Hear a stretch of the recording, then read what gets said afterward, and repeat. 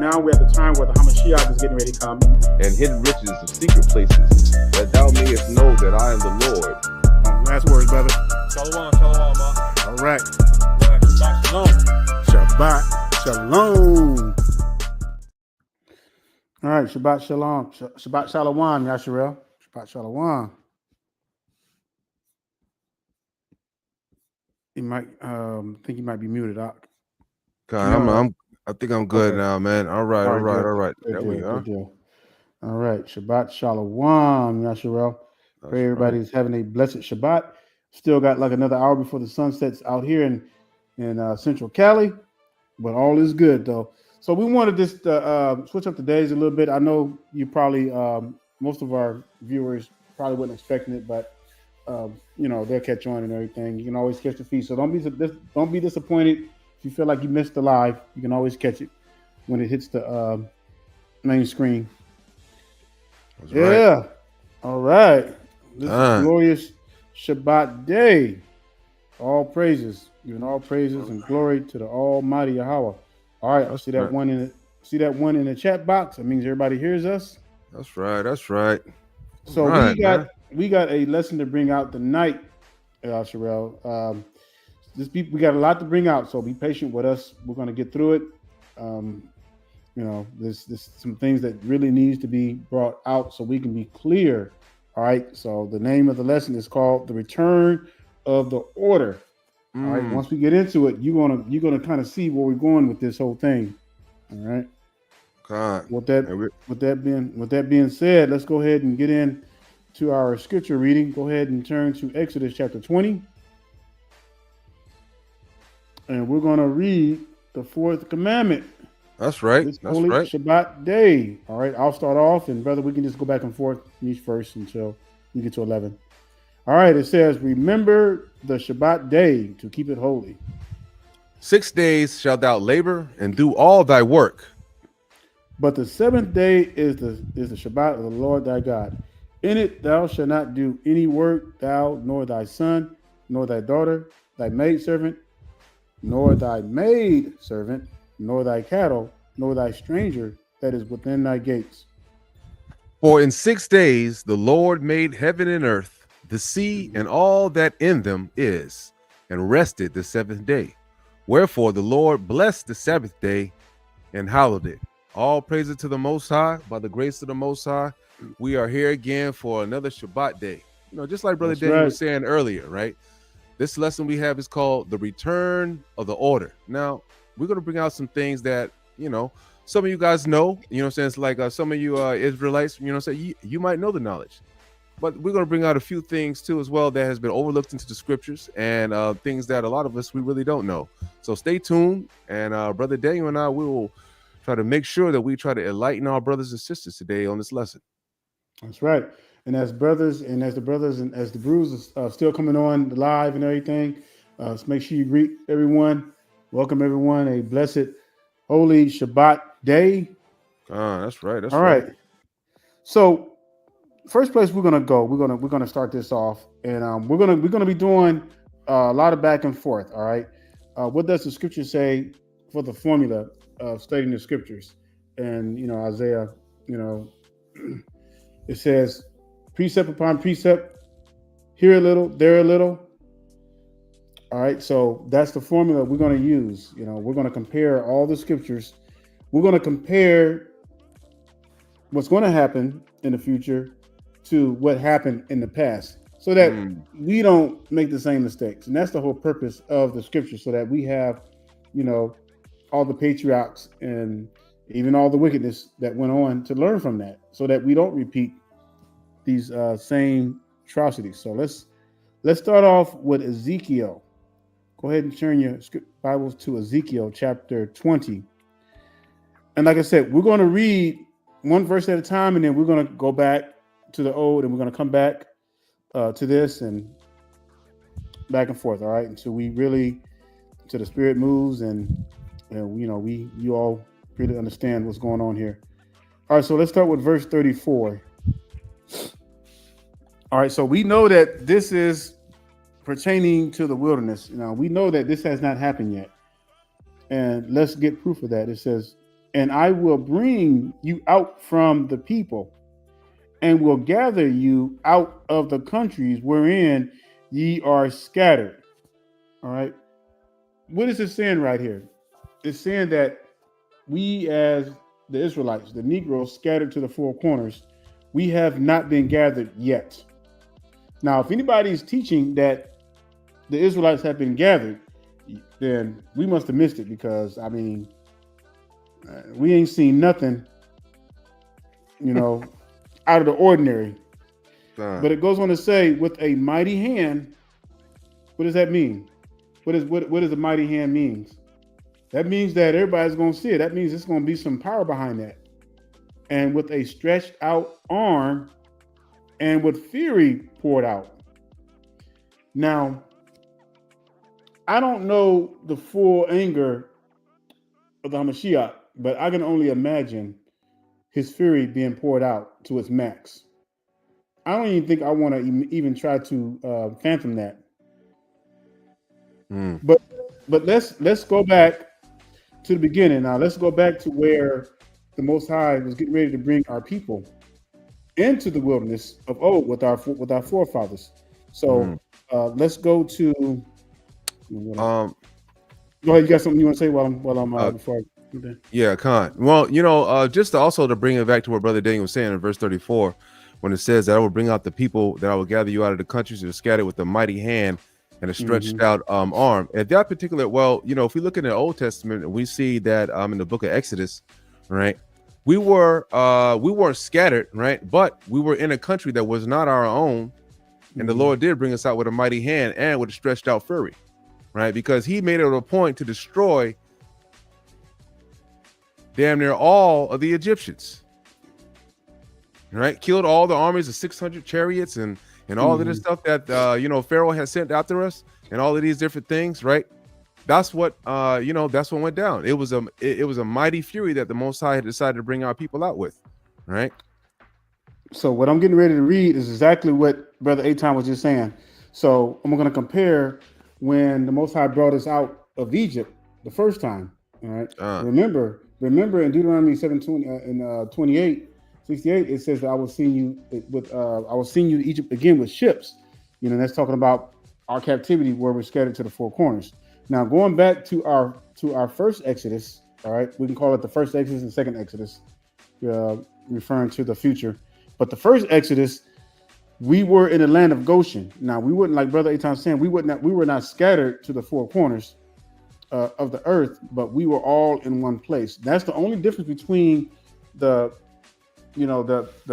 first Exodus and the second Exodus. The second Exodus is going to be totally led by the Hamashiach and the holy angels. All right. It ain't going to be no power of a man.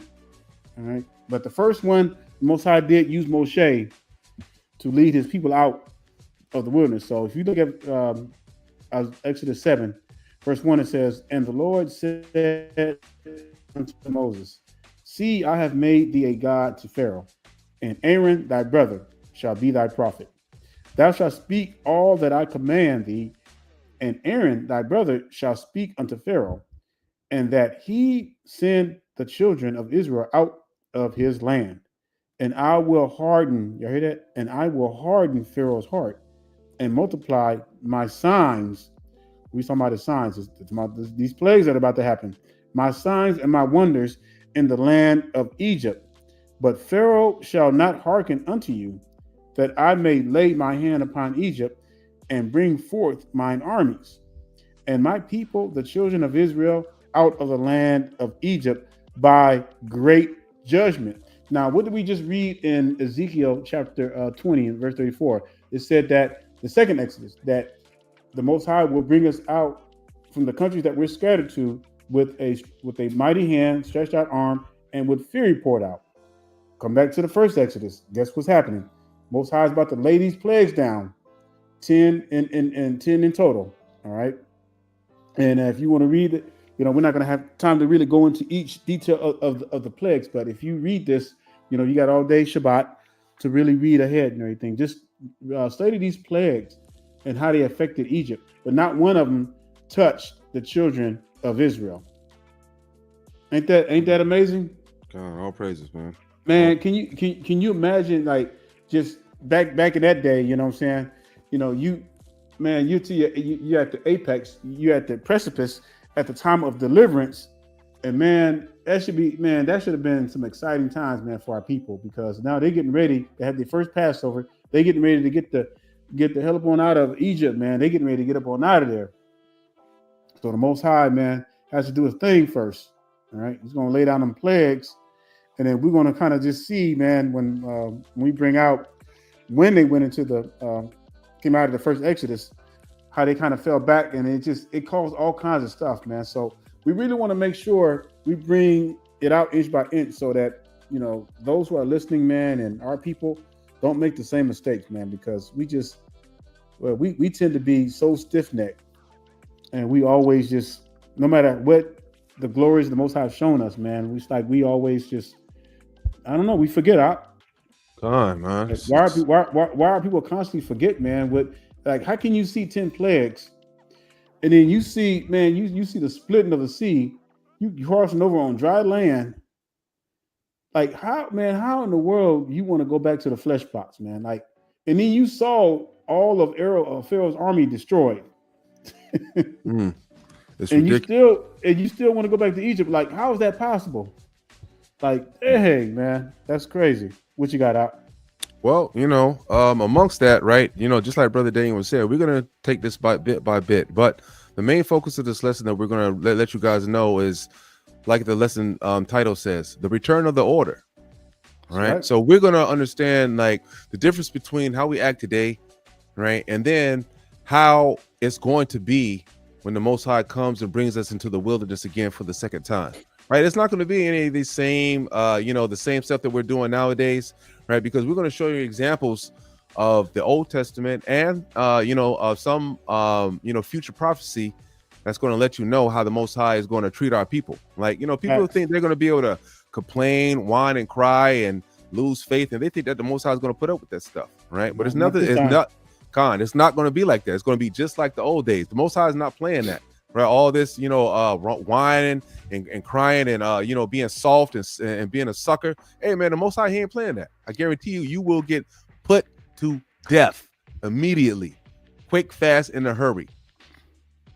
Right, so we're gonna have to learn how to gird up. Right, we're gonna have to learn how to endure. That's why the scriptures tell us to endure and to the end. Endurance. What is that? What does that imply? That implies that things are not going to be easy. Right, that implies that work is going to have to be done. Right, that's going to imply that you're going to have to gird up, that you're going to have to be strong in spirit and in soul. Right, you're not going to have to be a weak. You're not going to be trembling at the enemy, or you see somebody that's bigger than you or anything like that. You lose faith in the Most High, right? Because losing faith in the Most High, we're going to show you how that equates to death. Mm-hmm. This is why faith is so strong. The Most High, he does not like people that He will kill you, right? You're not going to get to the kingdom. You won't make it if you don't have faith. And we're going to show that, and how the return of the order of being faithful unto the Most High unto death will reward you eternal life. Right. Let's bring it out. Let's bring it out. All right, brother, go ahead. Yep. Yeah, and you know what? And that's the beauty of this thing, y'all. So we're going to see exactly what our people went through and everything. So go ahead and bring up the one you're going to go over out, and we can start going over that one. Okay, so we can bring some things out. Yep. Well, all right, come on. All right. All right, Kyle. You know what we're gonna do first, man? We're gonna start with a few. So we're gonna jump back and forth from Exodus into Numbers, right? Because that's where we're gonna get like most of our most of the meat from today. Well, Brother Daniel, he has a lot of other scriptures too that we're gonna bring out. Man, we're gonna bring out like the mixed multitude and things of that nature. How the Most High, he ain't playing with heathens and the mixed multitude, how there's not supposed to be amongst our people. All right. So let's start with Exodus 22. 21. All right, we'll start at Exodus 21. And just let me know where you want me to read that and everything too. So all right, Con. Read all the scriptures. All right, Con. Matter of fact, if you want to take the first few, man, and then we can if you want to take it all the way down to 10, and then we'll read like 10 scriptures at a time, and then we'll go over it as we go down and get these because this is like the basis of like how we're going to be living, right? When we're when we're traveling through the wilderness. Like the Most High does not change, right? And then we know that Hamashiach is the same today, tomorrow, and yesterday, right? So the things that we've done in the past is going to be the same things that we do in the future, because the Most High, he transcends all space and time, right? The Most High transcends all space and time, so he's already seen what's in what's in the future, and he already knows what's in the past. Right. So if we know that the Most High, he already knows what's in the future, when we were going through the wilderness, right, it's not like the Most High has thought up something new, right, for us to do, or something that's not going to be the same way when he comes back to deliver the children of Israel a second time. All right, brother, go ahead. You want to start off at 30? No. We'll start. We'll start. Yeah, we'll start at the beginning. Okay. All right. So everybody should be in Exodus 21. All right, it says, now these are the judgments which thou shalt set before them. Now remember, keyword judgments, because remember, that was in play. All right, we're in the wilderness. It says, now these are the judgments which thou shalt set before them. If thou buy a Hebrew servant, 6 years he shall serve, and in the 7th he shall go out free for nothing. All right. If he came in by himself, he shall go out by himself. If he were married, then his wife shall go out with him. If his master have given him a wife, and she have borne him sons or daughters, the wife and her children shall be her masters, and he shall go out by himself. Now, that right there should let you know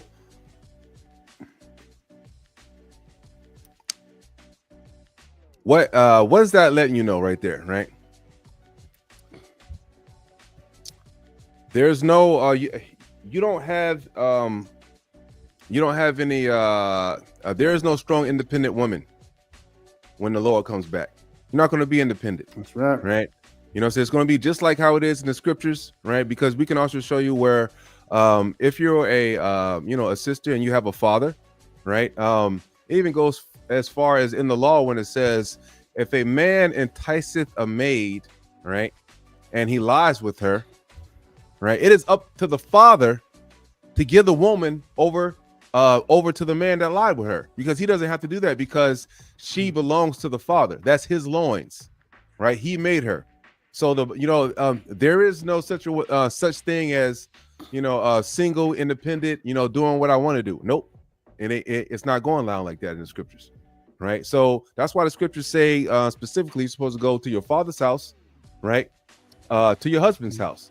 But that's only under whatever your father wants to do, because your father doesn't have to let you do that. And then if that man happened to lie with that woman, right, he's supposed to pay the price of of the dowry, right, to the father for taking her virginity.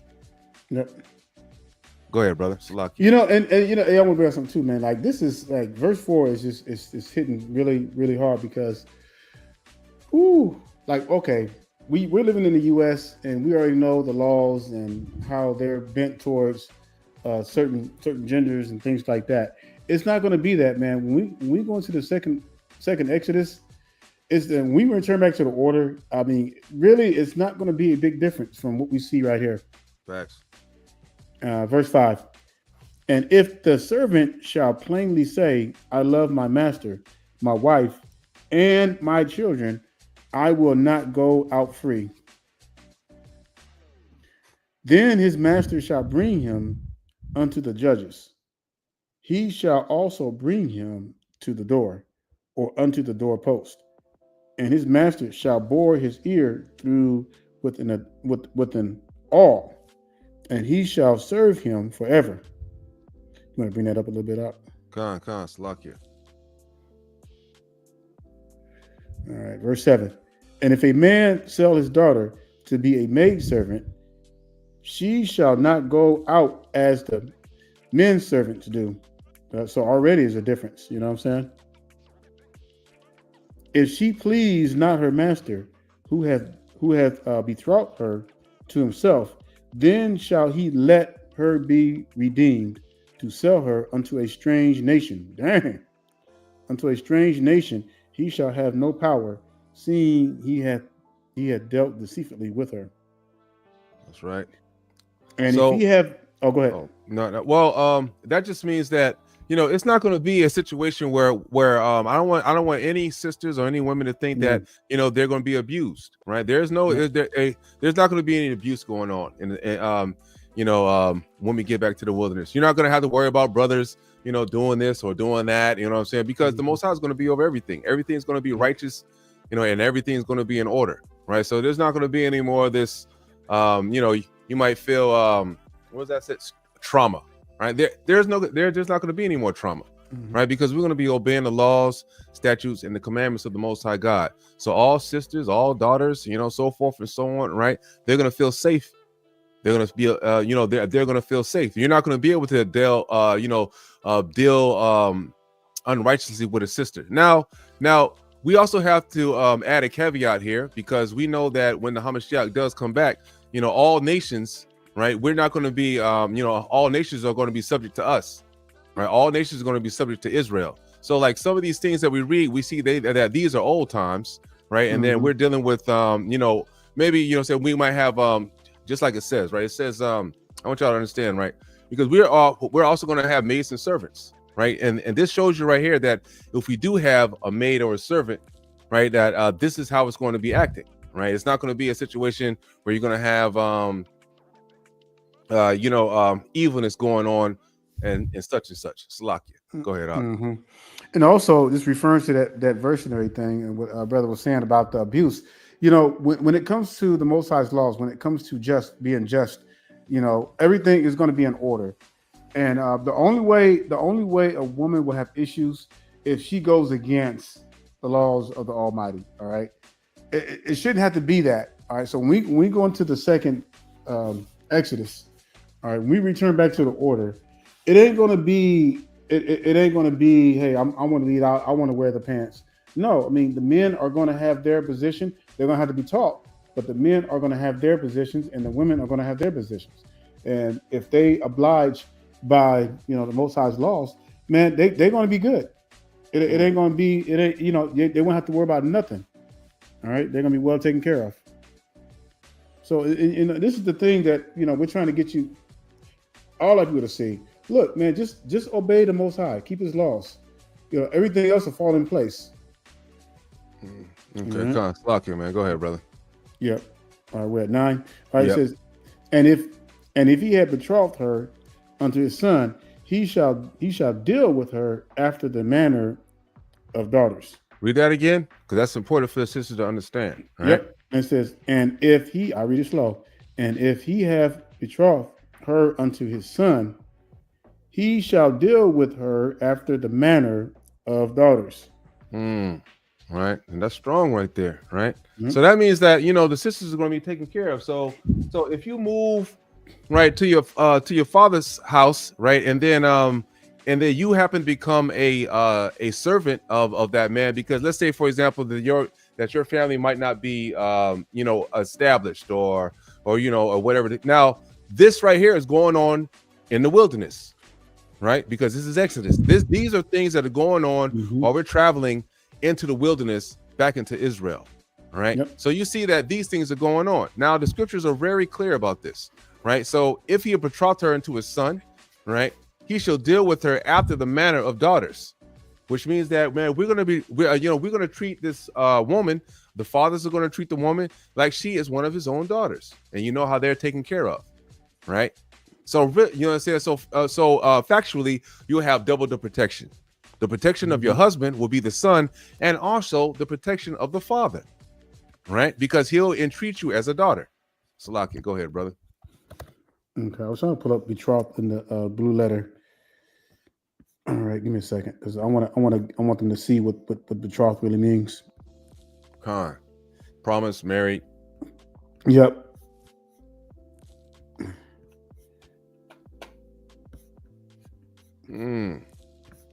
All right, you right over there? You got it out? Yep.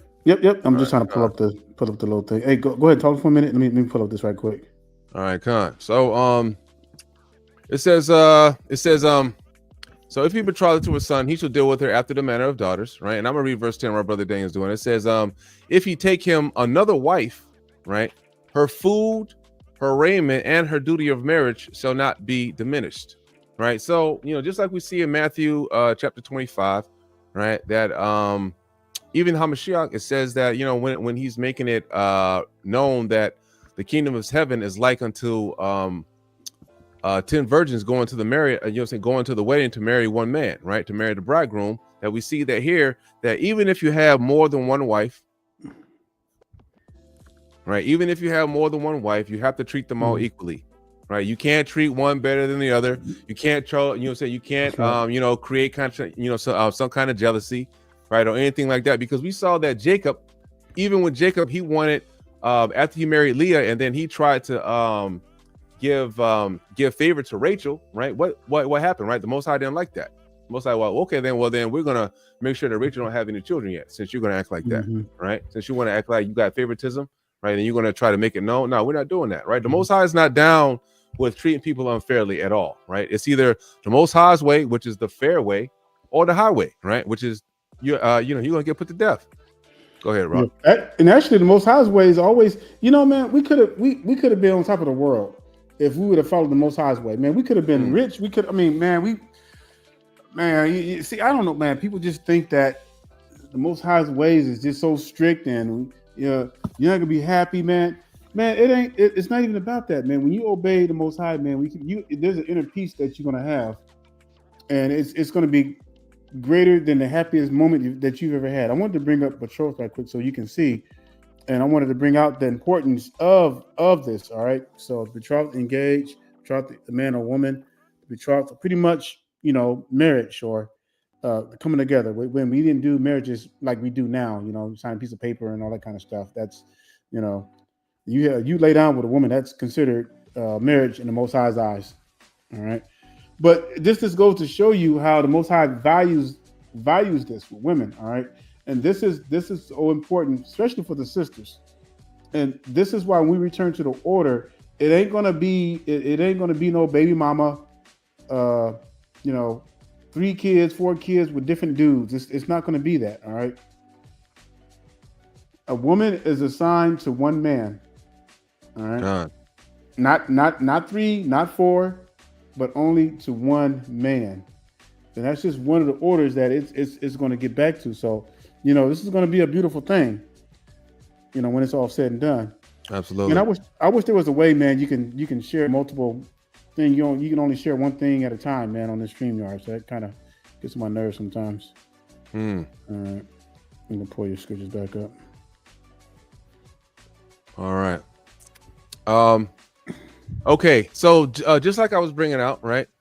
Verse 11, it says, and if he do not these 3 unto her, right? Which means that if you're not treating her fair, you're not doing what you're supposed to be doing. If you're treating the next wife better than the next, right? So for those brothers that think that they can handle more than one woman or handle more than one wife, because, that's not, that's not everybody's thing, right? Saying some people, some brothers, they can only handle one woman, and there's nothing wrong with that. It is what it is, right? And it says, and if you do not these 3 unto her, then she shall go out free without money, which means that she will be released of the duty of having to, be the helpmate to the husband. However, this does not mean that she can get another husband or do anything or have any children like that. She'll just be in a situation where she can be chilling. All right. She can be a chilling single woman, but that doesn't mean that, she can get with any other man because she's already been married to that one guy. All right. It says, he that smiteth a man so that he die shall surely be put to death. Right. So it's not going to be like, right now, you think that you could beat your brother up, or, you get into a fight with that brother and then all of a sudden he die. Right. See, the Most High, the way that he's laying these laws down is that you're going to be conscious of the things that you do to your brother, because anything that you do to your brother, it will come back on you. Right. And then, right, if you look at the other Abrahamic religions that are across the, that across Arab religions and all this other stuff, why do you think the crime is down so low? Like in Dubai and these other countries, right? Hey, the crime is down very, very small because they still hold on to the eye for an eye.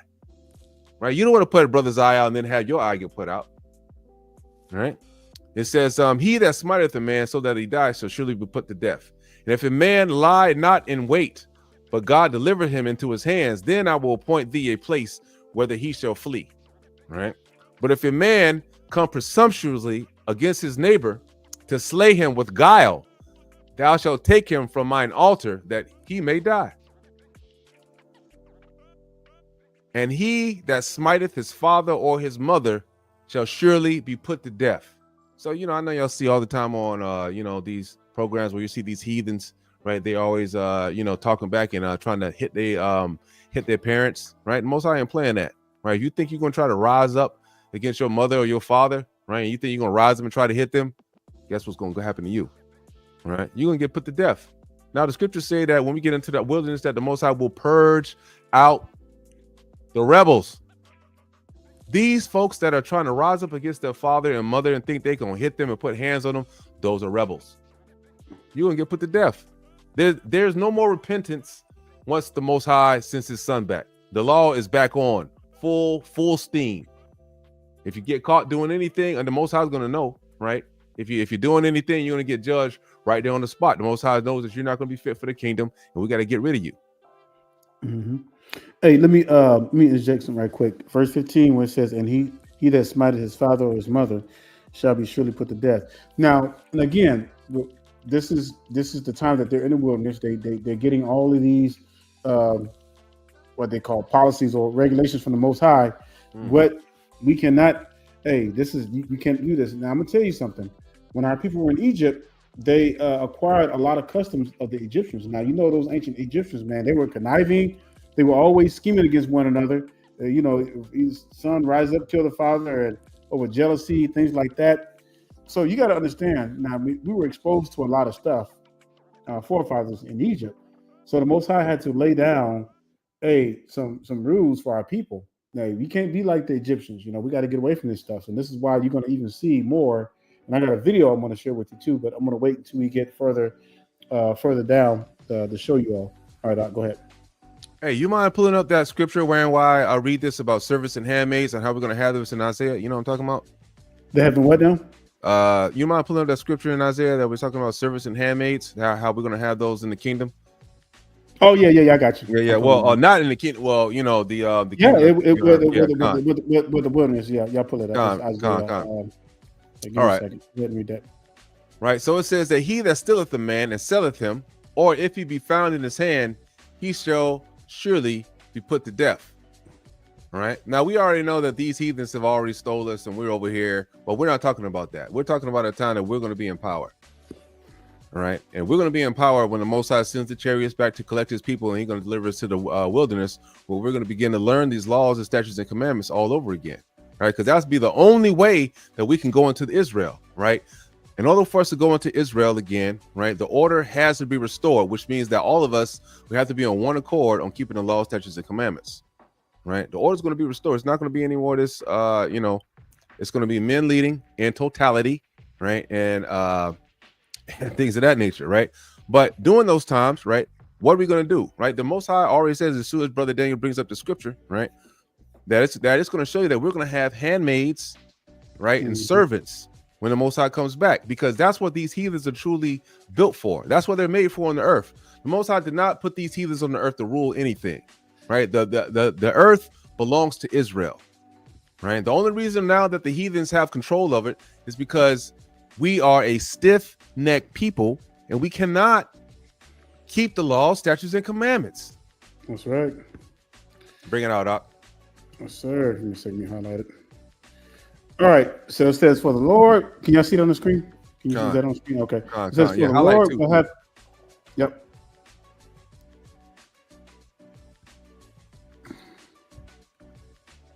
All right.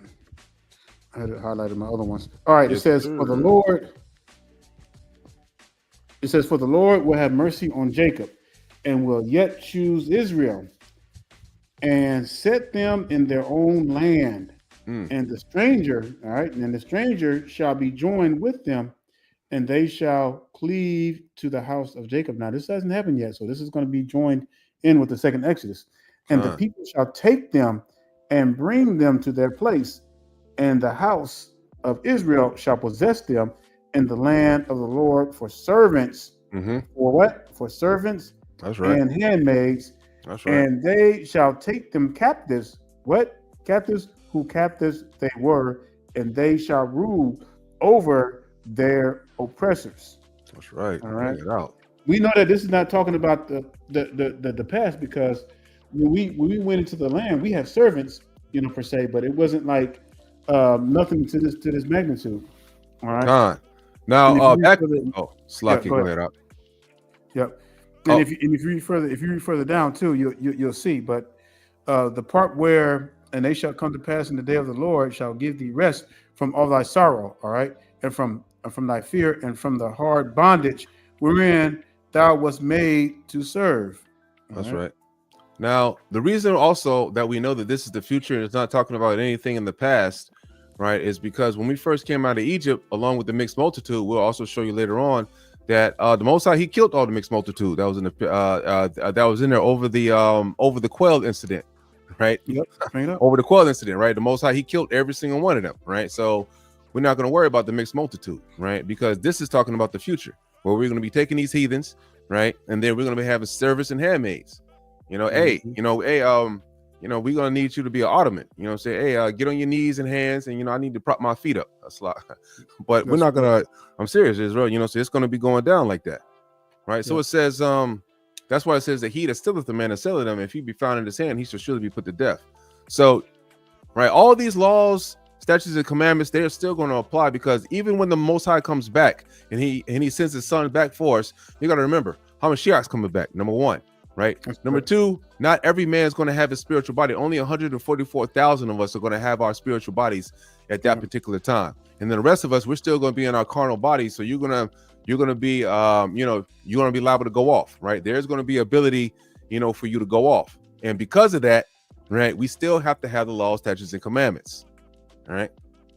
All right. Before we get further, let's go back to Ezekiel 20 right quick. Bring it out. So we can bring out the second part of that, because I want y'all to see what Brother Eitan is getting ready to bring out is going to be very pertinent to what this next one says right here. All right, so let's look at, now we read 34, right? Compared it with the first Exodus, and it says 35 and 36. Listen closely. It says, "And I will bring you into the wilderness of the people." It's about the second Exodus, right? We're talking about the future. And it says, I will bring you into the wilderness of the people, and there will I plead with you face to face. Now here's 36. Here's the kicker. Like as I pleaded with your what? Fathers in the wilderness of the land of Egypt. So will I plead with you, said the Lord God. Now this is interesting, because this tells you it's not gonna be no difference. So when brother Eitan, when he starts bringing out those scriptures about those boys getting destroyed, guess what? The Most High was pleading with it. That doesn't mean that the Most High is going to sit down and stroke their backs and says, hey, come on, y'all, just stop doing that. No, that's not the way it's going to happen. That's right. The Most High is going to kill. All right. It says, like as I pleaded with your fathers in the wilderness.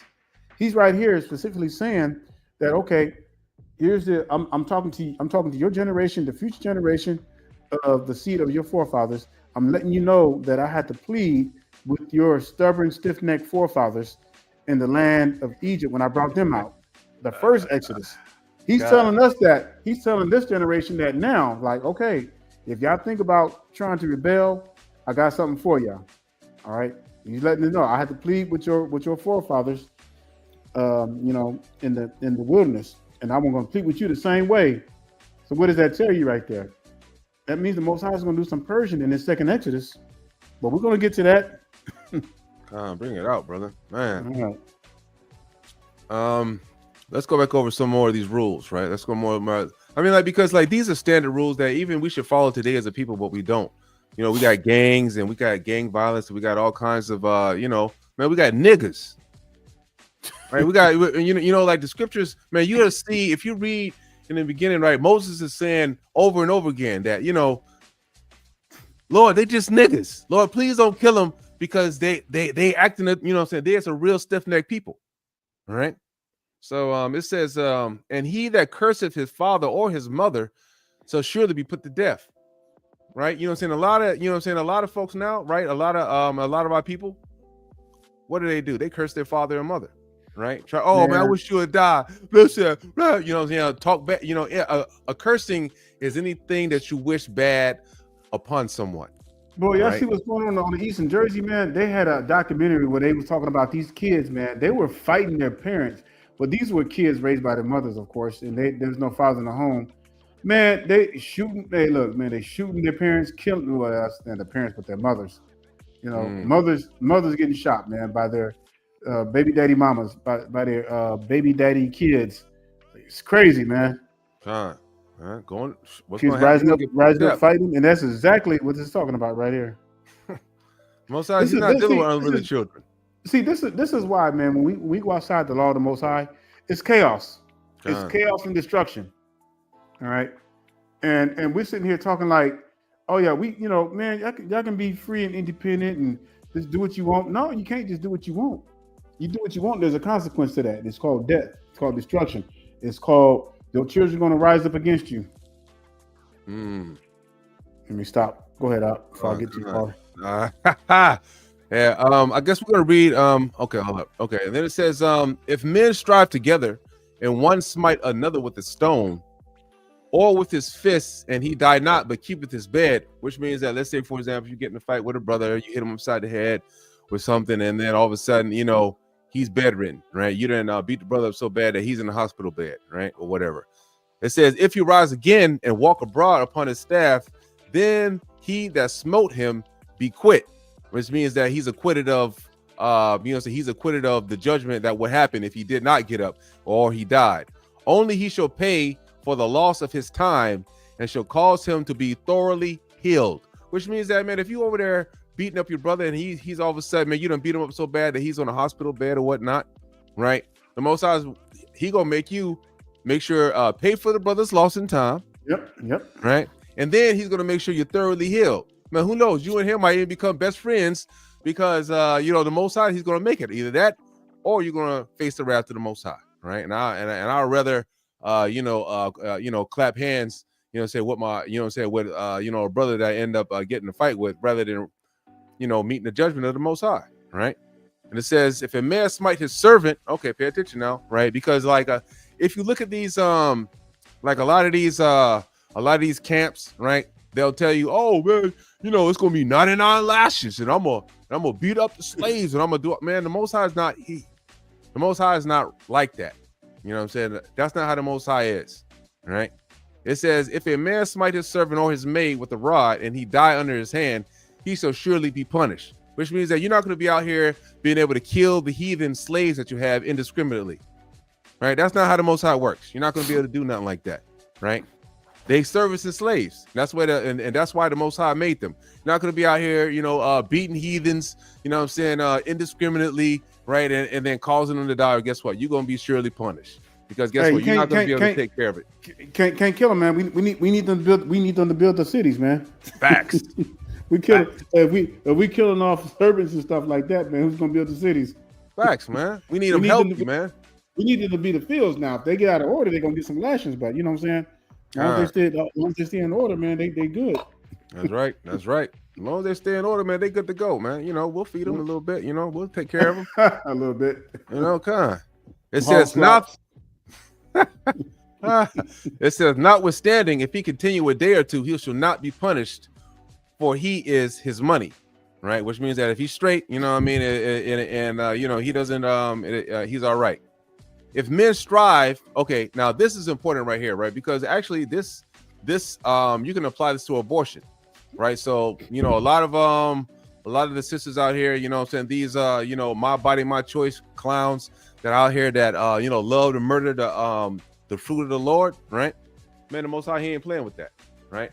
Yes, sir. He's not playing with that, right? Because you got to realize now, it says also in the scriptures that the fruit of the Lord is his heritage, right? You can't just go around killing stuff that the Lord created, It says, if men strive and hurt a woman with child, okay, so she's pregnant, and that her fruit depart from her, and yet no mischief follow, he shall be surely punished. So this is, if you accidentally cause a miscarriage, you're gonna get punished, right? If you accidentally cause a miscarriage, let's say you and your if y'all fighting and you accidentally they'll run over the woman, or she's in the way of y'all battling or whatever the case may be, right?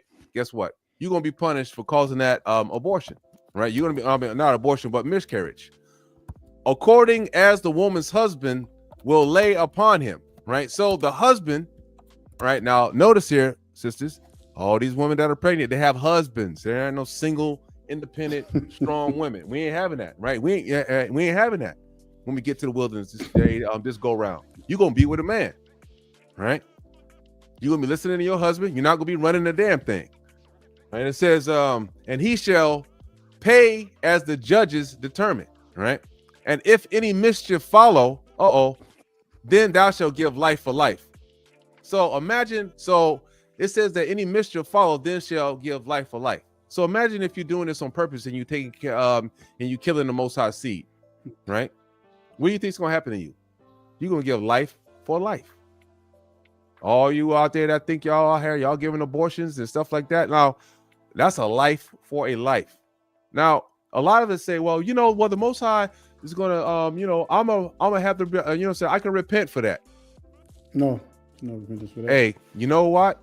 The scriptures say that only unto the men, right? Only unto the men are all sins forgiven. And it say anything about women. I hate to say that, right? What is that? Mark 5:28. Let me hold up, Israel. Let me see if I can find that real quick. I think that's Mark 5:28. I believe right? so.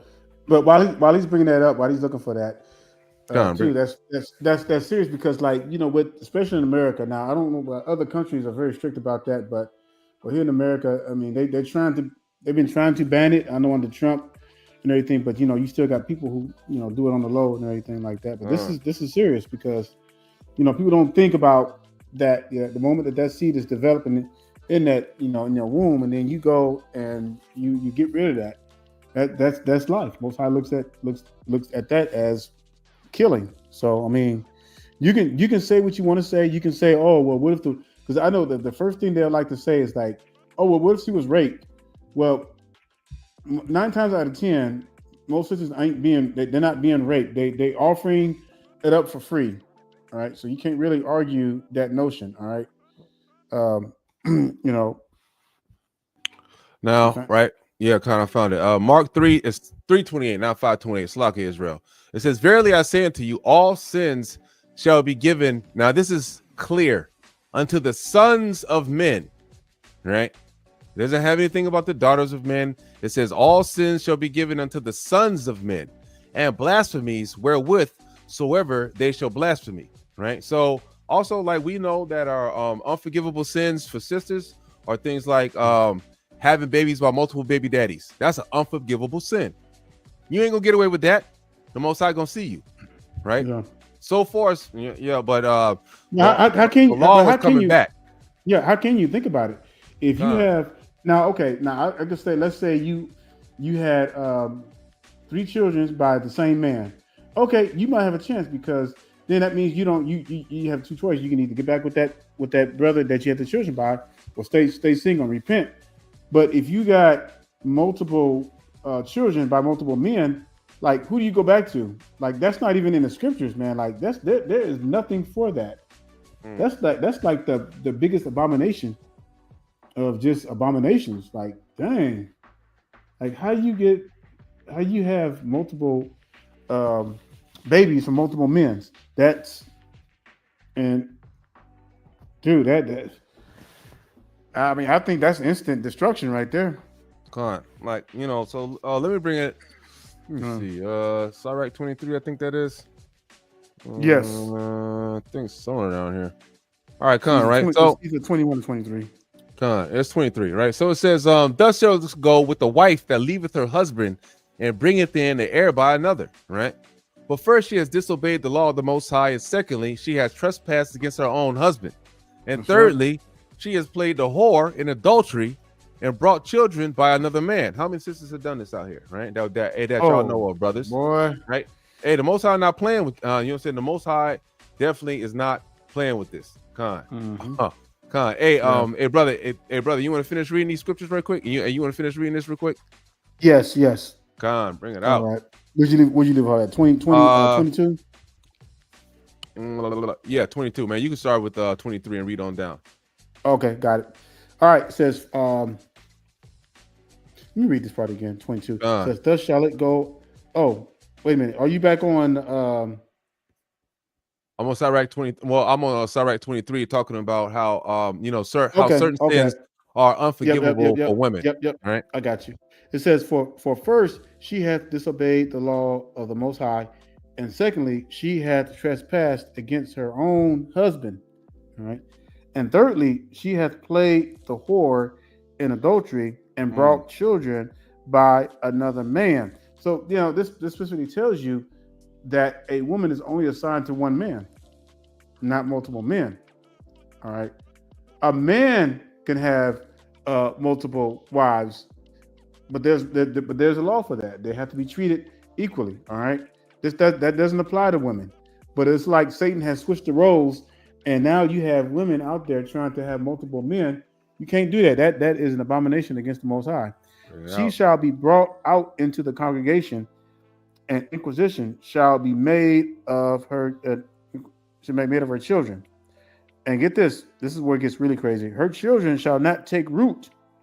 What does that mean? Her children shall not take root. Hey, Yashua, I'm not. Look, the scriptures are the scriptures. All right, we're not making this stuff up. We're not adding in. We're just reading you to what the scripture says. It says, "Her children shall not take root, and her branches shall bring forth no fruit." That's pretty much saying that if you having children by another man, you done damned your children to death. That might as well just be born for the sword. That's right. That's all they're born for. You know what I mean? I hate to say it that way, but I mean, dang. Right. Her children shall not take root, and her branches shall bring forth no fruit. She shall leave her memory to be cursed, and her reproach shall not be blotted out. Dang. Read that again, man. Read that again. This is an unforgivable sin, right? Y'all. It says, go ahead. The law is back. That's right. It says, she shall leave her memory to be cursed, and her reproach shall not be blotted out. So if this is the case, go to Isaiah 4:1 right quick, and we'll come back to this. Ooh, okay, con. That's going to really that hits right there. Because if this is something that cannot be blotted out, then let's see what Isaiah 4:1. That's what you wanted to Isaiah 4:1. Yep. Then we can go back to the other one. It just came to me. Con. It says, in that day, 7 women shall take hold of one man, saying, we will eat our own bread and wear our own apparel. Only let us be called by thy name to take away our reproach. All right. Reproach is the wickedness and everything. So if you have these women that got multiple men out there, then how can that reproach be taken away? That's the part I wanted to bring out. I want you to think about that for a minute. Just let that ponder in your heads for a minute. Okay, con. Hey, 2 seconds, right? Hey, Mr. Huey Van Diver, I just want to answer this question right quick. It says, will Hamashiach have more than one bride? Come on, brother. Right? Hey, I want you to really think about what you're saying, right? When we get spiritual bodies, do we get married and do all that nonsense? No, brother. Right? Let's see. You know what I'm saying? Let me bring it out real quick. Let's go to Matthew 22 real quick, just so I can answer this quick question. Right? We have to Hamashiach is not like us.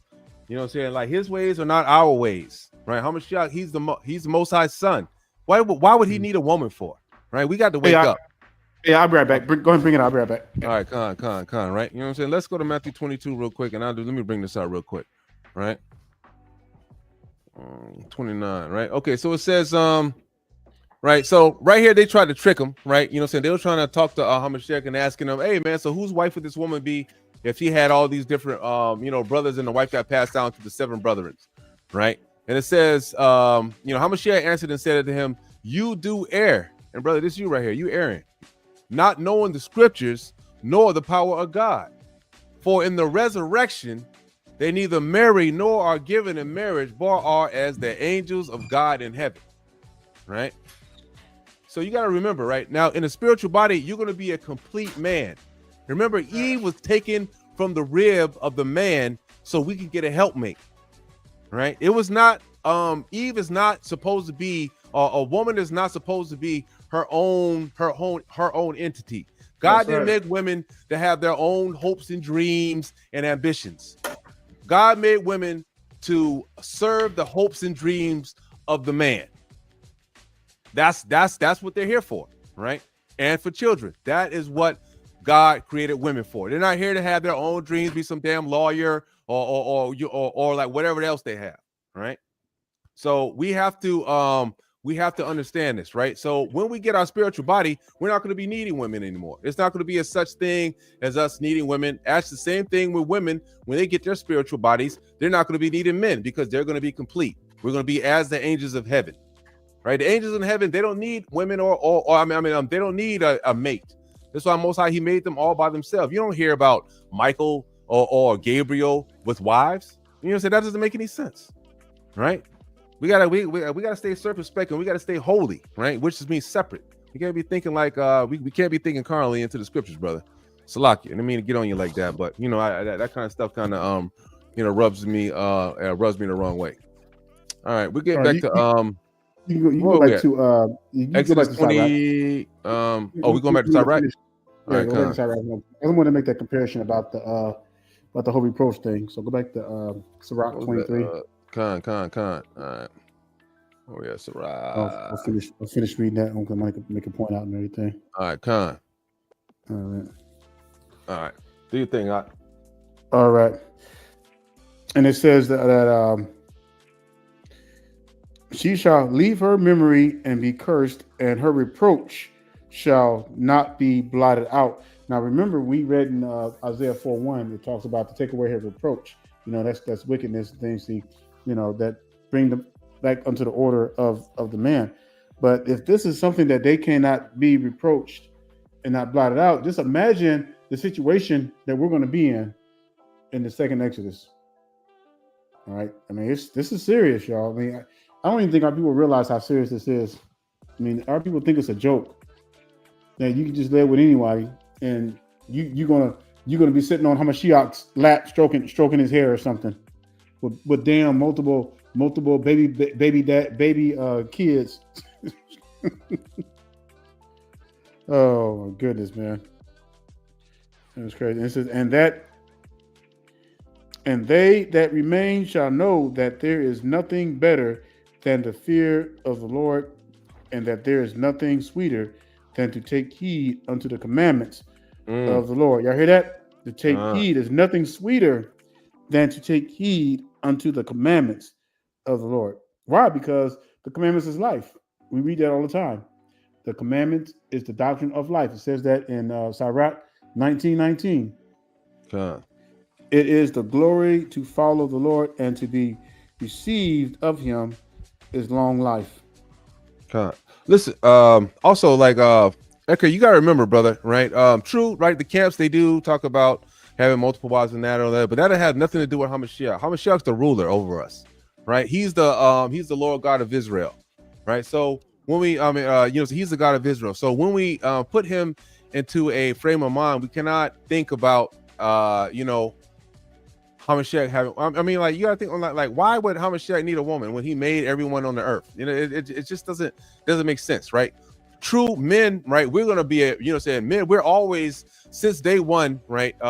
Since the creation, it's been the Most High's plan for the man to be like that, because everything we know that's gone, it happens according to the Most High's plan. So sure, men, regular men, us, we can have multiple wives, but that doesn't have anything to do with Hamashiach. He doesn't need to make progeny or anything like that. That's the only reason that for us to have a wife is to have progeny, right? Is in order for us to bring, for us to multiply, right? That's why, the Lord Hamashiach, he made Eve, right? You know what I'm saying? He's not gonna, he doesn't need that, because it says in the scriptures that he can create a whole race of people from stones. right? So why would he need a damn woman, right? It's that, so we have to remember we cannot put ourselves in the same in the same boat as Hamashiach at any expense. Even when we get our spiritual bodies, we're not going to be like Hamashiach. We're not going to be as great as Hamashiach, right? That's not going to happen. That's the Almighty's only begotten Son. You understand? Like, he is in the third heaven. He is, he gets the, like, even when we get the new kingdom and even when we get the new heaven and the new earth, right? We're still not going to be able to go to the same places that Hamashiach is going, right? This is it. Earth, where you're at today, all our souls, we're never going to leave this place. Never, ever for eternity. If you happen to get lucky enough to get a spiritual body, you're still not going nowhere. You're still going to be on earth. It's going to be the new earth, but that's it. You're going to just be here for eternity. You just be happy that you have a life and you had to live someplace that's going to be fantastic for the rest of your life. It's just a glorified, I hate to say cage, but but it's freedom because it's so big that you're not going to really notice it. But you're not going to be up in the heaven with the 24 elders and things like, man, no, you're right. So that's not meant for us, right? Hamashiach and the Most High God, he already has a plan for us. Sure, we'll get to dwell with them, right? And we get to look up into the sky as the Most High says that he's going to, roll back the firmament that we have right now that's separating us, right? We have the waters and the springs above that have separated us now from being able to see the Most High on the throne. Sure, we'll be able to see him, but we're not going up there. We're not going to be able to go up there, right? This is our place of existence right here, right? Salakia. All right, let me get to where were we at? I think we're at Exodus 21. Let's go back. Salakia. Yeah. Before we get too far off on a tangent. Okay. All right. Where was we? All right. So, right. Only thing we can do is strive to be like Hamashiach. That's it. Right. We can strive to be like Hamashiach, strive to be like Most High, strive to be perfect by keeping the laws, statutes, and commandments. That's it. Right. It says, that's okay. I'm still continuing there too. Oh, right. So we just went over this. This is talking about abortion here. Saying we can apply this to abortion, right? So, hey, let's not, let's not do that because the Lord says it's going to be a life for a life, right? Verse 24, right? You mean take those? Oh yeah, Con. Go ahead. I'll take those on.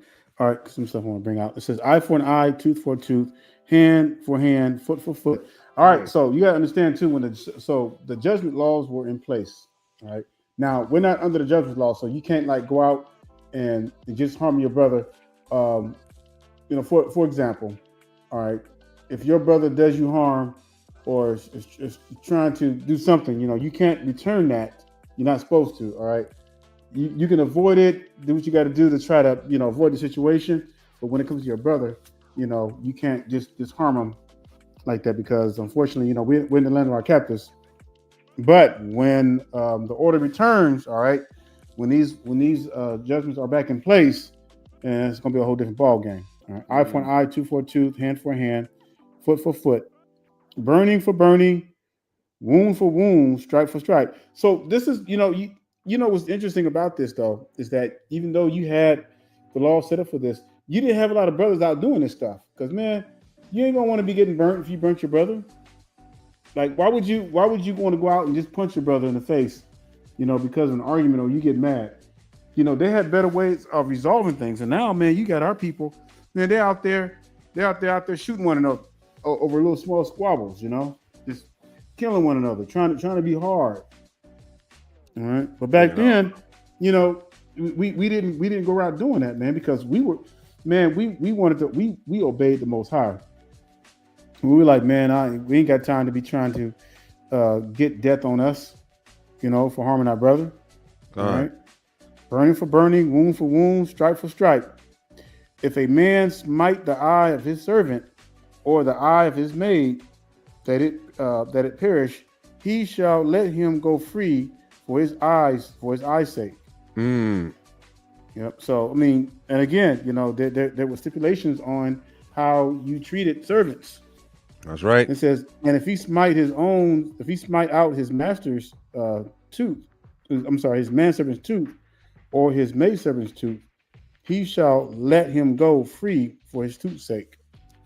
If an ox gore a maid, Hold up, Bob. That's strong right there, because if you listen to these damn camps, they telling you how they just gonna be beating up their slaves and doing all. Man, the Most High's not with that. You're not gonna be able to punch the slave in the mouth and knock his tooth out for some reason because you get mad. Guess what? You're gonna lose a servant. You're gonna lose a slave. Guess what? It's gonna be coming to Brother Iton's house, and he's gonna be serving me. I'm gonna have 5,000 servants. You know what I mean? Or or 7,000 servants or whatever it may be, because I'm gonna try to treat mine right. I'm gonna have, I'm gonna try to, make sure that we do the most for the Most High. Right. If you have a spirit on yourself that is full of guile and wickedness and mean spirited, man, the Most High, man, you're not going to make it. The Most High ain't dealing with that. Right. The Most High is not dealing with that. You got to look at the people that he chose to represent him, like Moses, like we're reading about. It said Moses was the meekest man on the earth, which means that he had the power to use it to destroy all of Israel. But we see time and time again that Moses was like, Lord, I'd rather you kill me than destroy all of Israel. Right. Even though he had the power to do it. There was more than one time that the Most High had told Moses that, you know what, I'll kill I'll kill all these niggas and I'll start off with you, Moses. And make a nation with you. God, he told him that multiple times. And then Moses was like, Lord, no. Okay, Lord, no. How about you just kill me just for the people and then so they could survive? And the Lord, he wasn't going to do that because he loved Moses, right? He talked to him face it, saying, like a friend. He didn't use any parables, nothing like that. He was just straight up with Moses and how it would be the whole time. Right. That's the kind of way that we need to be ourselves with each other and everything that we take care of. Especially with our people. Exactly. Yep. Right. It says if an ox It says if an ox gore a man or a woman that they die, then the ox shall be surely stoned, and his flesh shall not be eaten, but the owner of the ox shall be quit. So, even for animals and stuff like that. So I was like, dang, man. Stoning the animals to death. Yeah, the Most High had the perfect system in place. It says, but if the ox were wont to push with his horns in times past, and it hath been testified to his owner, and he had not kept him in, but that he had killed a man or a woman, the ox shall be stoned, and his owner also shall be put to death. That's serious right there. So you know what that means, Israel? So let's say, for example, you have an unruly animal, right? Like a dog that likes to bite people, right? You say like today, right? Everybody knows that, you got certain animals that you can't control it, and he's over there biting your brother or whatever the case may be. And then let's say, some brothers, man, they might laugh at, I told you not to do that.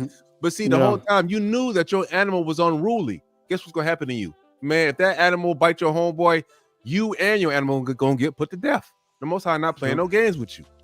Go ahead. Hey, raise it up a little bit. Go ahead and raise it up a little bit. Con. We are 30. Yep. And it says, if there be laid on him a sum of money, then he shall give for the ransom of his life whatsoever is laid up upon him. Whether he have gored a son or have gored a daughter, according to this judgment shall it be done unto him. So this is a continuation. Whoa. You read that? It said, whether he have gored a son or a daughter, according to his judgment, it shall be done unto him. Dang. So that means, man, you have the possibility of, if you're not taking care of your house, if you're not taking care of your things that the Most High has blessed you with, your possessions, and they go out of hand as to kill somebody else's son or daughter, man, you can end up losing your son or daughter. Yep, there's a lot. So it's a lot of stuff, man. They had to really. And it says, if the ox shall push a manservant or a maidservant, he shall give unto their mastery 30 shekels of silver, and the ox shall be stoned. So even if your maidservant gets, man, that's ridiculous. Yeah. Right. You got to pay. You have to pay. You can't sick a rabbit dog or something like that on your maidservant, on your manservant. Right. Or if you have one that happens to bite your homeboy's maidservant or manservant, man, you have to fork over 30 shekels of silver, and that animal's gonna be stoned. And if a man shall open a pit, or if a man shall dig a pit and not cover it, and an ox or an ass falls therein, the owner of the pit shall make it good and give money unto the owners of them, and the dead beast shall be his. I mean, hey, it was almost like an even trade almost. And if one man's ox hurt another that he died, then they shall sell the live ox and divide the money of it, and the dead ox also they shall divide. So I mean, it's not, or if it be known that the ox if the ox hath used to push its time past, and his owner had not kept him in, he shall surely pay ox for ox, and the dead shall be his own. So man, I mean, it just I don't know if you ever worked around oxes, man, because oxes, man, they can be if you don't train them and tame them, man, them jokers can be wild.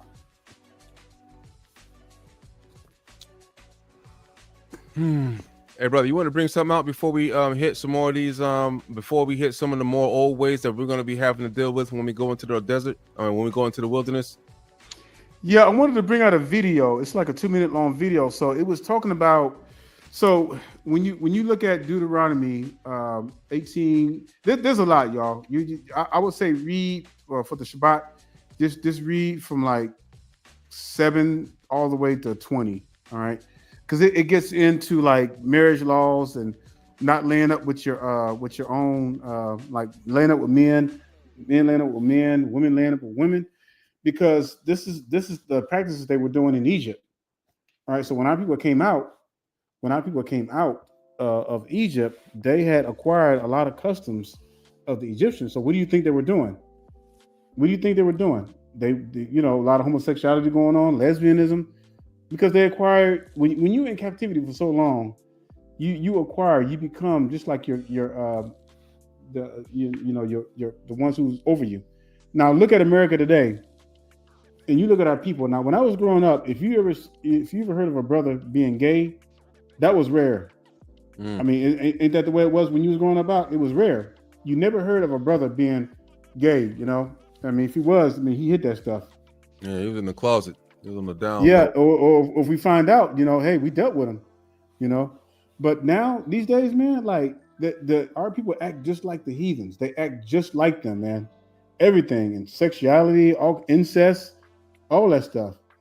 Man, I remember heathens, man, they love letting dogs lick them in the face, and man, a black person would never do that. But now, man, you see, you see people. Letting dogs lick them in the face, and I'm like, dang, where are they getting this stuff from? Again, you get a lot of this stuff that's acquired from the Egyptians. All right, I'm gonna play this video out. Come on, man, let's get it in. Shoot it up right quick. Let me. Hutan Ashrafian is a. So this is okay. So this is a video on King Tut. They discovered that he was born from incest. All right, now incest was a common practice in Egypt. All right, and the Most High forbids incest. All right, you're not supposed to be, getting with your sister. Yeah, you can't even look upon their nakedness. No, you can't look upon their nakedness. So but this is the stuff that they were doing in Egypt. Now, mind you, our people were surrounded by that kind of stuff. So this is why when we're reading Leviticus and Deuteronomy, and it seems like there's a lot of stuff, it's because of the practices that was done in Egypt. All right, that they had to really come out. So this is why we're sharing this with you. So we want to make it clear we're not trying to scare you or trying to we are a bunch of in that sense, but the whole idea is to obey the Most High. That's right. It, fear the Lord. Yeah, fear the Most High. But we're just trying to get you to see that there's a reason why the Most High had to come up with all these stipulations for our people, because damn, they were so engrossed in the Egyptian ways, and it's gonna be the same thing when we go into the second Exodus. Well, guess what, man? If the Most High comes back now, everybody, all his chosen people, all of the descendants of Hebrew slaves are going into the wilderness, whether you're wicked or righteous. But the purging is going to come, and that's going to purge out the wickedness. All right. So everybody's going into the wilderness together. If he comes, while we're still here, we're all going in together. And if you're used to having your own way, if you're used to loving wickedness and everything like that, I feel for you, because that's going to come to an abrupt end. So let me show you this video of what they discovered with King Tut and how incest was a common practice in Egypt. Bring it out. All right. leading surgeon. Dr. Hutan Ashrafian is a leading surgeon. He specializes in cold cases from the ancient past.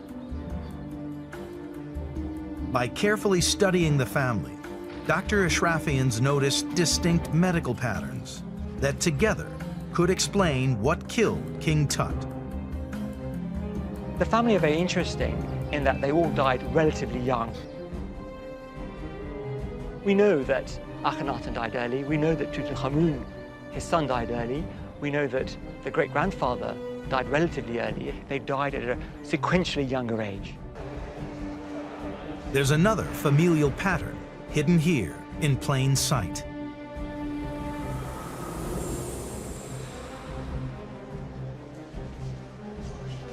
So this is Tut's dad, we think. So this is the statue of Akhenaten. Let's have a look at him. And you know, clearly this is not a male form. It does look very feminine, wider hips. This is meant to be a pharaoh, but he doesn't look like a normal man. Several generations show the same body shape. And a Like recent Larry analysis Holmes. of Tut's loincloths found in his tomb reveal that his hips were also abnormally wide. Say Larry Holmes. Yeah, he looking like Dr. Larry Ashrafian Holmes, flabby believes and some sick. of King Tut's family suffered from gynecomastia, causing men to develop feminine features such as breasts and rounded hips. Our search for a genetic culprit is narrowing. Tut's mother, the younger lady, she's been laid to rest here, back in Cairo, in the treasure trove that is the Egyptian Museum. Here, just a few feet away, are the remains of Akhenaten, Tut's father. When Albert compared his genetic profile with that of the younger ladies, he discovered something shocking. It's not only that this is the father and this is the mother of King Tut. It turned out that they are brother and sister, which was a big surprise for us. So Tut's mother and father, so their mother and father, they were also brother and sister. So Tut was a product of incest. A lot of incest happened. They didn't like to get royal and non-royal blood mixed, so they tried to keep it within the royal family. So it's official. Comprehensive genetic profiling has proved that Tut's parents were brother and sister. Tutankhamun was born out of incest. Deplorable, man. Yeah, so that just goes to show you right there, man. It just you have to be blind not to see it, man. And when the Most High brought our people out into the wilderness in the first Exodus, He made it clear. Look, I got to get my people, man, back. And you know, it was harsh. It had to be, because if they would have obeyed, you know. And then when Brother Eitan brings out about the whole quail incidents and all that kind of stuff, how they had to like kill those boys before they could get into, because he had to kill a whole generation. Oh, you know what? I'm gonna bring out that's a good idea. But before I bring that out, yeah, I'm gonna bring out the quail first to show y'all guys that, you know, the Most High, he's not down with you know, y'all boys you know, taking the ideas of the heathen, right? When we're supposed to be the leaders of the earth. All right. You know, Hamashiach is not down with that. But all right, go ahead. You want to bring something else before I hit that up? No, man, I just want to bring that up because that means people got to understand, you know, people got to understand this is the reason why the Most High had to put all these stipulations on our people. Because people just think that, oh man, the Most High is just, man, he's being hard, we can't do anything. No, it's not that, man. You just can't be wicked. You know, and all that stuff that they were doing in Egypt, man, they were just they were just wicked all as all get out. You know, we had to be reprogrammed as a people, right? And you got to realize that now we spent hundreds of years inside of Egypt, so that kind of wickedness was ingrained to the point that we couldn't even recognize the miracles that that the Most High has set upon the earth to save our people. Just imagine that, right? You done seen the Most High, he done bring out 10 plagues, right? He done all of this stuff. And then all of a sudden, right, you still couldn't, you still couldn't do that, right? You still can't understand how great the Most High is, right? I mean, like, you'll be surprised, but I'm also going to bring out too, what people don't understand is that the Most High literally killed all them niggas, right? The children is what 19 years and under, and like two adults went into Israel, right? A handful of adults and children, 19 and under, made it into Israel. You know what I mean? But before I bring that out, right, let's let's see. Let's show this you know how Most High he was on you know, oh, you know what? We'll go before you bring it out, man, let me bring out this right quick. This is going to set the stage right here. So I told you we were going to go back and forth with this and everything, because this is going to fit in what Brother Aton's about to bring out and everything. All right. So we last read verse 36 is like, as I pleaded with your fathers in the wilderness of the land of Egypt, so will I plead with you, saith the Lord God. So now we're getting ready to bring out is going to be a pure factor. It says, I will cause you to pass under the rod, and I will bring you into the bond of the covenant. But before he can do that, guess what? It says, and I will purge out from among you the rebels. Let me read that again. And I will purge out from among you the rebels. This won't be the first time he's done that. Now, he's saying that he's going to do this again in the second Exodus, but he did this in the first Exodus as well, too. It says, and I will purge out from among you the rebels, and them that transgress against me, I will bring them forth out of the country wherein they sojourn, and they shall not enter into the land of Israel. And ye shall know that I am the Lord. That's going to be powerful. That's right. Come on, man. All praises. You know, we're still going to be in the, you know, we're still going to be into the wilderness. Now, I want y'all to think about something, right? Now, we see that, you know, the Most High in the beginning, before we got the commandments and things of that nature, right? We see that, you know, brothers that went off, they made golden calves and things of that nature, right? And then the Most High, he said that he repented upon, you know, doing, you know, because he was about to kill everybody. Now that we know that, you know, all of this stuff is already passed, right? The Most High is already pretty much sick of us as a people, right? What do you think is going to happen if you try that in the wilderness this time? You think the Most High, he's going to, he going to look out? No. Absolutely not. You're going to get immediately put to death. There's not going to be no second chances. There's not going to be none, because the law, statutes, and commandments, the book of life, has been on the earth for thousands of years, right? You're not going to get a second chance this go round, all right? It's not going to be none of that, because what did the scriptures say? Until when he comes back, the law is going to come back in order. And so if you can't sacrifice, you know, if there's not going to be any of that stuff. Right, man, you do something wicked, you're gonna get put to death. Right, it's going to be quite easy, right? Because after we see the rebels getting purged out and things of that nature, I think it's going to be quite easy for our people to start obeying, because that's what it takes for our people to start obeying. Because we hard of heart, right? We are stiff-necked people, but the law is going to come back in order. There ain't gonna be no more single mamas. It ain't gonna be no more pookies and ray-rays. It ain't gonna be no, you know, it's not gonna be none of that, man. You try all that stuff, your ass gonna get stoned to death. Salakia, I didn't mean to say it like that, but you know, you're gonna get stoned to death, right? We're not playing, you know what I'm saying? We're not playing with it. I'm gonna be happy. I'm gonna pray to the Lord. Yes, Lord, get rid of them, because I don't want sin to crop up in the land of Israel again, for us to go up under the, you know, for us to go under bondage up under the heathen. Well, he has to purge. He has to purge, because it's, you know, you got to understand, man, wickedness is like a cancer. So look what happened.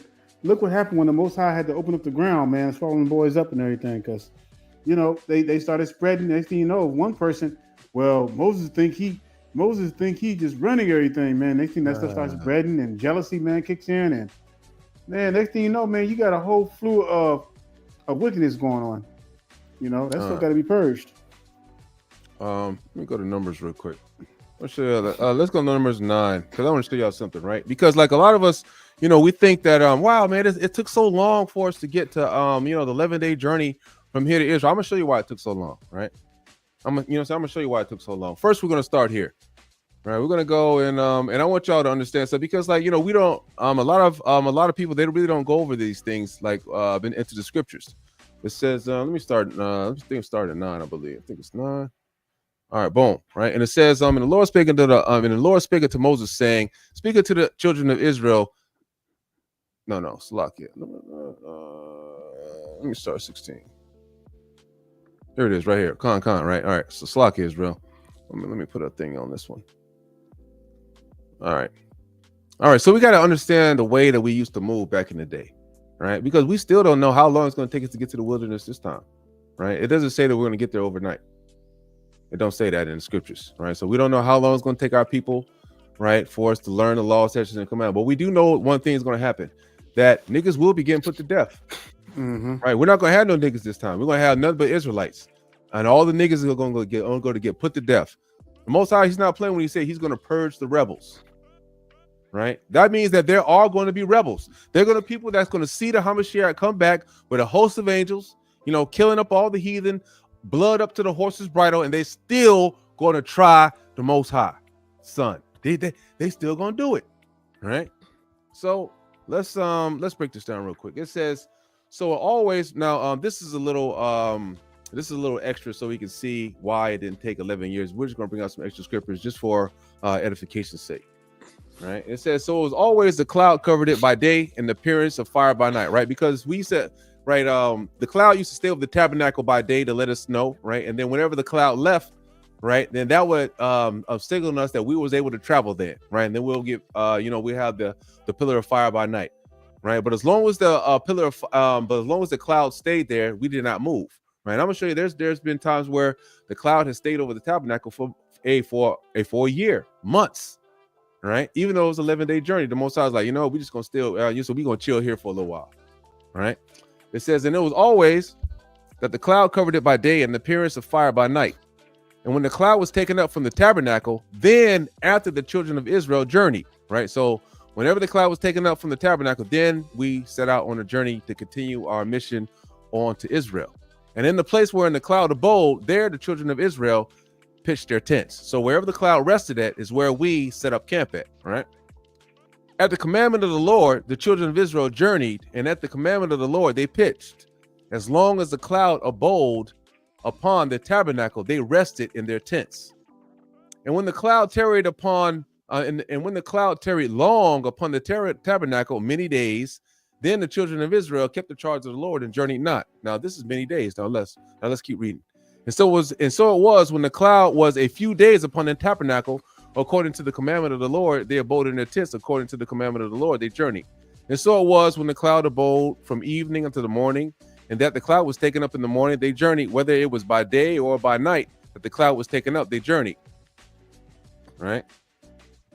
So let's I'm going to highlight this. I'm going to highlight this one real quick so we understand why it took so long. And in fact, it took longer than 40 years. Right, it took longer than 40 years for us to get out of there, right? And I'm gonna prove it.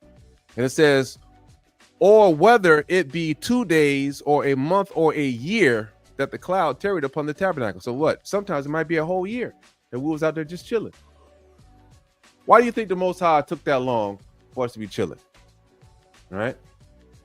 We had to send scouts out into the land, find out things that was going on whenever we were going places. Right, or sometimes you just had wicked ass niggas that just couldn't get right, and the Most High, he had to root them out. This stuff takes time, right? There's no time frame for the Most High. You got to realize that, right? The Most High, he's infinite, so time is not really and his son, right? He's been here, and it said there's no concept of time with them. There's only a concept of time with us because we are finite creatures, right? So that's why even time exists to us. Time doesn't exist to the Most High and his son and those that have spiritual bodies and live forever. Right? It only exists for us because we're finite creatures. It says, or whether it were 2 days, a month, or a year that the cloud tarried upon the tabernacle, remaining thereon, the children of Israel abode in their tents and journeyed not. But when it was taken up, they journeyed. At the commandment of the Lord, they rested in their tents, and at the commandment of the Lord, they journeyed. They kept the charge of the Lord, and at the commandment of the Lord, and by the hand of Moses. Right, and by the hand of Moses. Let's see. Let me go to I think it's 11. All right. Oh, you want to bring something else out, Rock? No, bring it out, man. Bring it out, Rock. All right, come. Let me see. Let me see. All right, yeah, come on. All right. You know what I said? This is all right. I'll read the first 10 and or you want to read the first 10 and then I'll read the first 10 or something like that. You know what I said? Because we're talking about this is when the Most High, he had to get rid of the damn Slakia, right? This one when Most High had to get rid of the heathens, right? When the heathens had the mixed multitude. So turn to your scriptures, Israel. Let's go to I'll take let's the go to first 11. All right, con. Let me roll them up. All right, there you go. 10. All righty. Anything you want to highlight? Okay, no, I got it. All right. Con. I'll give you a few seconds to get there. And we're gonna see, right? Numbers Hey, 11. if when we go into the wilderness, man, hey, ain't gonna be no belly aching and complaining, right? The Lord is not with that. He ain't with niggas complaining and crying. Oh Lord, why we in the wilderness? Oh, it's so hot. Hey, okay, you go ahead and try that and see what's gonna happen. All right. To you, right? Go ahead and see that what's gonna happen to you. Go ahead, It says, and when the people complained, it displeased the Lord. It did And the what? Lord, it displeased the Lord. Mm. And the Ain't Lord no heard complaining. it. Nope. And his anger was kindled. And the fire. So that's one thing, man. The Most High does not like complainers. He hates complainers. Like with the passion. If you notice that, man, throughout the scriptures, anytime people start complaining, man, that is going to fire, man. It says, heard it, and his anger was kindled, and the fire of the Lord burnt among them and consumed them that were in the utmost part of the camps. That's crazy, man. So because you know what complaining does, right? It exemplifies your dissatisfaction for the Most High's ways. Think about it. So if you got people who are complaining today, or guess what, the men and the women complaining, men complaining about this, women complaining about, wow, how come I can't be, whatever, that's disgraceful to the Most High. Most set them niggas on fire, man. I know. I'm sorry, hey man, you call complaining and whining about, hey man, the Most High gonna burn you to a crisp. Yep. It says, and the people cried unto Moses, and when Moses prayed unto the Lord, the fire was quenched. Right? So finally it calmed down.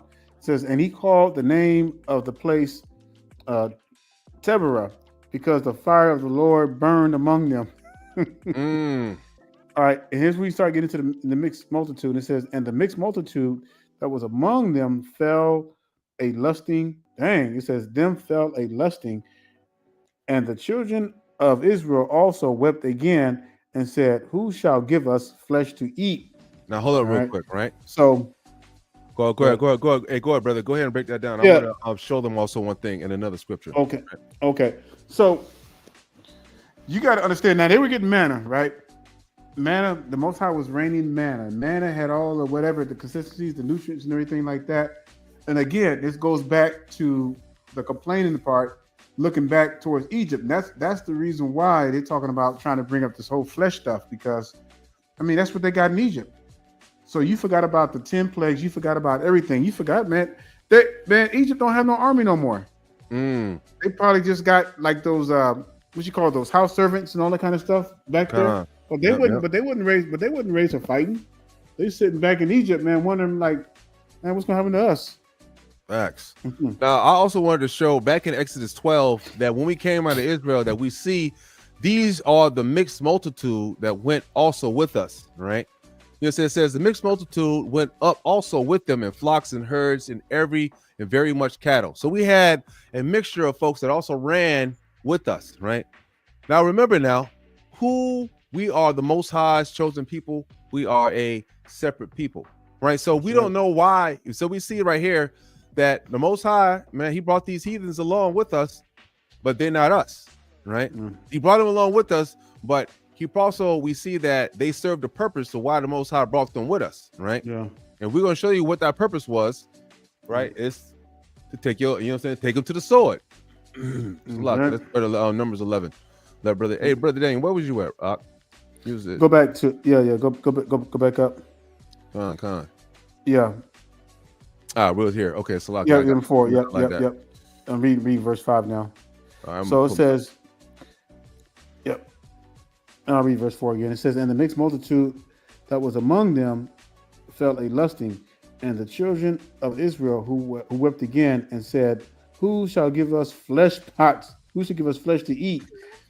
It says, we remember the fish which we did eat in Egypt freely. He says, we remember the fish which we did eat in Egypt freely, the cucumbers and the melons and the leeks and the onions and the garlic.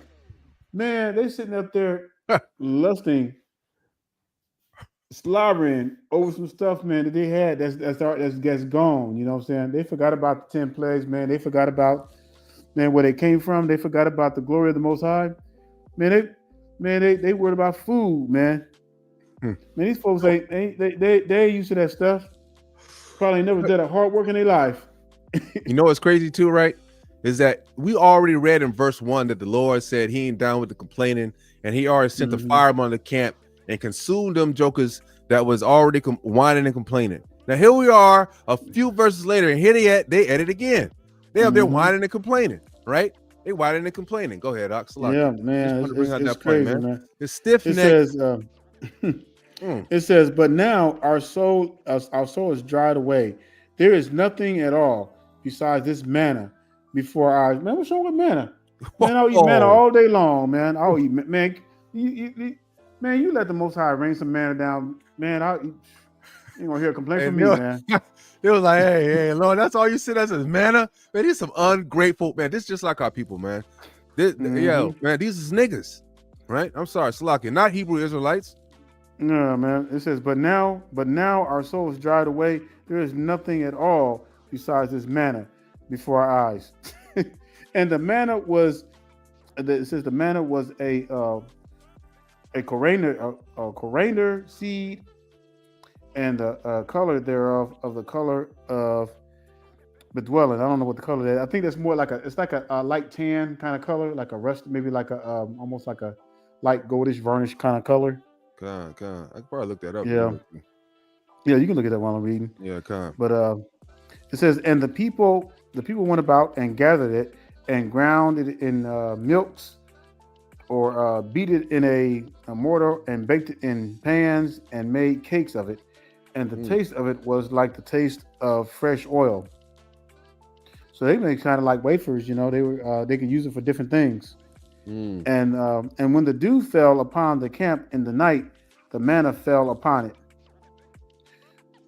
Man, yeah, can you imagine the ingredients, man, like the nutrients in that stuff, man, coming from heaven, and how that would stain them, man? But they didn't want that. They didn't want the purification of the Most High's ways. You know, they didn't want the purification of what was natural, but the Most High rained down. Man, that stuff was probably curing cancer, curing all kinds of diseases. You know what I'm saying? No telling what they were doing, man. But this is it right here. This is supposed to be a color. Yeah, like brother said, like this is the color, dirty black and very delicious. You know what I'm saying? But it was something like that. It says pale, near white. Okay,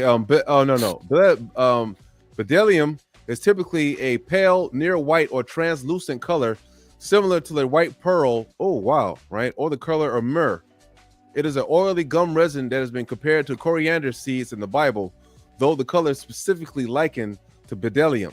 You know, since sources described it whitish or also yellowish, right? So wow, okay. So this is the color it was, man. This is some holy stuff, right?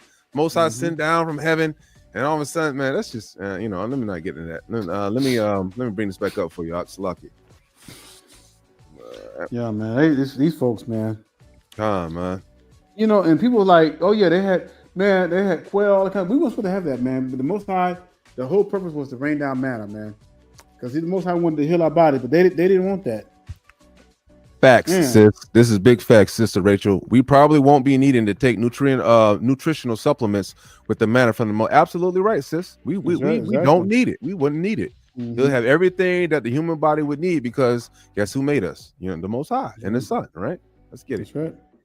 The Most High can feed you with the sun if you wanted to, man. I mean, that's just, it says, then Moses heard the people weep throughout their families, every man in the door of his tent, and the anger of the Lord was kindled greatly. Here it is again, man. Like Moses also was displeased. I could not imagine, man. Man, Moshe had to bear a lot. I can see why. You know, he was chosen for this mission, because no other person could do it. Like, man, you lose patience, man, all of them would have been dead. You know, but Moses was like, man, they wanted to stone Moses. You know, you just imagine he had to. It got so bad that Jethro, his father-in-law, had to come in and like, look, man, you got to start disseminating all this authority down to lower levels, so you're not taking upon all this stuff yourselves. All right, that's what told them that. That's when they came up with captains of tens and this and such and such. That's where the camps kind of get that mess from, get that stuff from too. So, but this was in the wilderness, and this was to help to alleviate all the burden that was put on Moses. A matter of fact, man, we're gonna go over this, and it said I think he got like 70 elders or something like that, if I'm not mistaken. Yeah, they had a lot of people that was able to help and to alleviate all this burden. Because I think it's in this verse too. Yeah. Verse 11, right? Verse 11. It says, and Moses said unto the Lord, wherefore hast thou afflicted thy servant? Now remember, now they done tried the Lord, right? We're gonna see that the Lord, he does not have infinite patience with the people, right? Because if we continue reading, we'll see that they didn't try to, we'll get to that in a minute, right? I don't want to get to that right now, but we'll talk about that in just a minute. Right? It says, and Moses said unto the Lord, wherefore hast thou afflicted thy servant? And wherefore have I not found favor in thy sight, that thou layest the burden of all this people upon me? I have conceived all this people. And I said, have I conceived all these people? Right? Have I begotten them, that thou shouldest say unto me, carry them within thy bosom. And a nursing father beareth a sucking, as a nursing father beareth a sucking child unto the land which thou swearest unto their fathers. Right. So Moses is asking the Lord, is like, are these my children? Why I got the burden? So why I got such a heavy burden of taking a pull of all these people, and I ain't doing but cry, whine, and complain. Man, this is annoying, right? When should I give flesh? When should I give flesh to give? Where should I give? Where should I have flesh to give unto all this people? Right? For they weep to be saying, give us flesh that we may eat. Right? I am not able to bear all these people alone, because it is too heavy for me. Mm-hmm. And after thou deal with us, and after thou deal with me, kill me, I pray. out of hand, I have found favor in thy sight, and let me not see my righteousness. So so Moses is like, you know what? I'm so sick of these folks. Lord, just kill me, and don't let me see my righteousness. If you can take the burden off me, right? Because this is just too much. Right. And so the Lord says unto Moses, gather unto me 70 men of the elders, right, on whom thou knowest the elders of the people, the officers over them, and bring them into the tabernacle of the congregation, that they may stand there with thee. And I will come down and talk with thee. Right. These are men. Right. He's not gathering 70 women to try to help lead the people of Israel. Right. You got to remember now, the order is back. There ain't going to be no women running nothing. I hate to have to keep continuing that, but the sisters these days, they believe that they should be running the show. Well, why can't I lead? Man, we ain't doing that. Right? You go ahead and try that if you want to, see where you end up. Right? And I will come down and talk with thee there. And I will take the spirit which I have put upon thee, and I will put it upon them. And they shall bear the burden of the people with thee, and thou shalt bear it not alone thyself. And say thou unto the people, sanctify yourselves until tomorrow, and ye shall eat flesh, for ye have wept in the ears of the Lord, saying, who shall give us flesh to eat? For it was well with us in Egypt. Therefore the Lord will give you flesh, and ye shall eat. Now remember now, the Most High is mad that he got to give these folks food, flesh, because the Most High has already provided the very best that you could get, which is manna straight from heaven, right? Where you can make bread out of it. You know what I'm saying? And then it was multi-purpose. As you saw in the beginning there, where Brother Daniel read, man, you could do multiple things with manna. It wasn't just, something, on this little cake in the ground that you could eat. You could do multiple things with it. But, our people, niggas, I just keep saying that, Salaki Israel, but, they just not happy. That's exactly what they were, niggas. Yeah. Fact. Those are the ones. Those are the ones who were destroyed. Right? Man, the Most High ain't down with that, right? It says, if thou shalt say unto the people, sanctify yourselves against tomorrow, and ye shall eat flesh. For we have wept in the ears of the Lord, saying, who shall give us flesh to eat? For it was well with us in Egypt. Therefore the Lord will give you flesh, and ye shall eat. Right? Now, we're going to see that the Most High ain't happy, because, we'll see what he says. Ye shall not eat 1 day, nor 2 days, nor 5 days, neither 10 days, nor 20 days, but even a whole month, until it come out your nostrils. It shall be a loathsome thing unto you, because ye have despised the Lord which is among you. Man, imagine that. Hey, the Lord. Hey, check this out, man. Okay, you gotta see the whole big picture of this thing, man. They wanted flesh products. This is how the Most High works, man. They wanted quail. They wanted meat. So the Most High gave them so much of it that it was coming out their nostrils and ears. Now think about this. Anytime our people, and I'm just jumping around a little bit now, and every time our people went off and they wanted to serve the heathens' gods, well, guess what? The Most High gave us to these other nations. Think about that. It's like whatever we want to do, the Most High will. He will magnify that thing, magnify it to the max.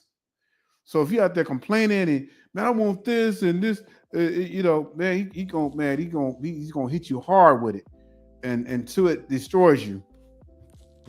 What is captivity doing to our people, man? It's destroying us because that's what our forefathers wanted. They wanted to be like the heathens. But Most High was like, okay, I'm gonna give you over to the heathens. All right. So you're destroyed, man. Yeah, it's on you. You on 21. Yep. All right. And Moses said, the people among whom I am are 600,000 footmen. Woo. Over and half a mil. Said, now that's not including women and children. God. You gotta understand. So let's just make sense of this right here. It says, and Moses said, the people among whom I am are 600,000 footmen. That's just the men. That's just the men. God. All right. So the women, you equal that a much. Okay. That's what 600. That's 1 point something million. All right. And then the children, and back then, man, they were having a lot of children. God. So you're probably talking about, and I'm not making an exact number, but you're probably talking anywhere close to 4 million people. Easily. Yeah, easy. That's probably lowballing it. You know what I'm saying? God, because brothers have more than one wife too. You know what I'm saying? So you remember if it's 600,000 men over 500,000, just imagine. And then you get let's say if each man had one wife, and these are footmen, right? So like these are the the dudes that are ready to get the war. The war. Ready to get it, not the children. That's not right? that's not including the other brothers, maybe who are doing service in other matters. You know what I'm saying? Bring it out. So dang, man, that's crazy, man. Yeah, I would say 4 million. That's probably like really low balling it. But it says the people among whom I am are 600,000 footmen, and thou hast said, I will give them flesh, that they may eat a whole month. It says, shall the flocks and the herds be slain for them to suffice them, or shall all the fish of the sea be gathered together for them to suffice? Now watch what happens. Watch how the Most High brings this stuff out. It says, and the Lord said unto Moses, is the Lord's hand waxed short? So in other words, you doubt my power? You think that I can't do this? Now watch what's getting ready to happen. All right. I mean, that is tight the way he said that, though, Oh, I need to bring up hold up. So what? Yeah, I need to bring up in there what we okay. No, you're 22. Yeah. All right. Go back. Go. Okay, yeah, you good. It says, shall all the fish of the sea be gathered together for them? The man says, and the Lord said unto Moses, is the Lord's hand waxed short? Thou shalt see now whether my word shall come to pass unto thee or not. And Moses went out and told the people the words of the Lord, and gathered the 70 men of the elders of the people, and set them round about the tabernacle. And the Lord came down in a cloud and spake unto him, and took of the spirit that was upon him, and gave it unto the 70 elders. And it came to pass that when the spirit rested upon them, they prophesied and did not cease. Man, this is powerful. You mean, man, like Moses was the meekest person. It's like the Most High took that spirit, that humbleness, that meekness, and put it upon them 70 elders. Man, that is insane. This is going to explain his meekness right here. As you read on right here, you're going to see the meekness of Moses. Salaki, go ahead. But there remained 2 of the men in the camp. The name of the one was Eldad, and the name of the other was Medad. And the spirit rested upon them, and they were of them that were written, but went not out unto the tabernacle, and they prophesied in the camp. And there ran a young man and told Moses and said, Eldad and Medad do prophesy in the camp. And Joshua, the son of Nun, the servant of Moses, one of his young men, answered and said, My Lord Moses, forbid them. And Moses said unto him, Enviest thou for my sake? Would God that all the Lord's people were prophets, and that the Lord would put his spirit upon them? And Moses, go ahead and bring that up a little bit. Okay, Con. Yeah, I'm gonna start at 31.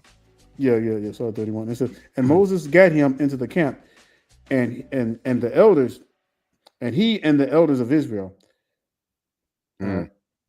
31, right? And it says, and there went forth a wind from the Lord, and brought quails from the sea, and let them fall by the camp, as it were a day's journey on this side, and as it were a day's journey on the other side. So pictures this, right? So many quails came in that it would take you a day.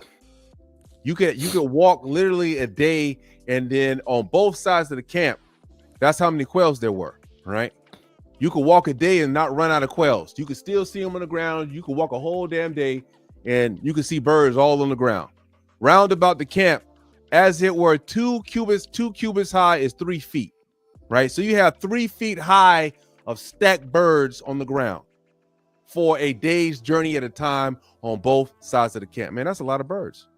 That's a crap ton of birds, right? How far could you walk in a day? Right? So you got to remember, it's that many birds that are on the ground, that many quails that the Most High caused to blow in from a wind from the sea, right?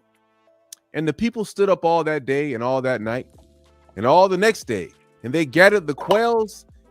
He that gathered least among them is 10 homers, and they spread them all abroad for themselves around the camp. Now, like I said, right there for a minute. Oh, go ahead. Back to 31. I want to read that first part. I want y'all to see the significance of this. And this says, and there went forth a wind from the Lord and brought quails from the sea. You know, these folks, man, these wicked jokers, man, the Most High could have made them go out and gather the quails. But even in their wickedness, man, the Most High still brought the quails in, and they did not even have to go hunt. Ain't that crazy? They didn't even have to lift one finger. They didn't even have to go out and hunt, even in the wickedness, man, of their hearts. That just tells you, man, how the Most High takes care of, the people. All right, for the sake of Israel. Now we know that these mixed multitude were just, Egyptian heathens, but still, for the sake of His own people, they didn't have to hunt. They didn't have to, man. They didn't have to lift one finger. The quails came to them. I just want to bring that out. Now, I want y'all to also remember now, hey, look at this, Israel. Now, remember, we saw at the beginning that the Most High, He didn't want to do this. He was mad because they were trying to tell the Lord, oh, you ain't doing enough. We was in, the Egyptians was taking better care of us than you are, Lord. Remember, now they complaining and crying. Now, let's see what happens. The Lord said, you know what? Okay, I got you. Y'all want to try to play me? Like I ain't do 10 plagues and all this. I'm going to bring you so much quail up in here, right? That's going to be 3 feet high off the ground and a day's journey on both sides that's going to be coming out your nostrils. Now, of course, these greedy niggas, right? And the people stood up all the day and all that night and all the next day, and they gathered the quails. He that gathered the least gathered 10 homers, and they spread them all abroad themselves around the camp. And while they eat, and while the flesh was yet between their teeth, ere it was chewed, the wrath of the Lord was kindled against the people. Man, you could just imagine these greedy, I'm saying? Everybody cooking and you know what I'm saying? Just gnawing it down, just being greedy, right?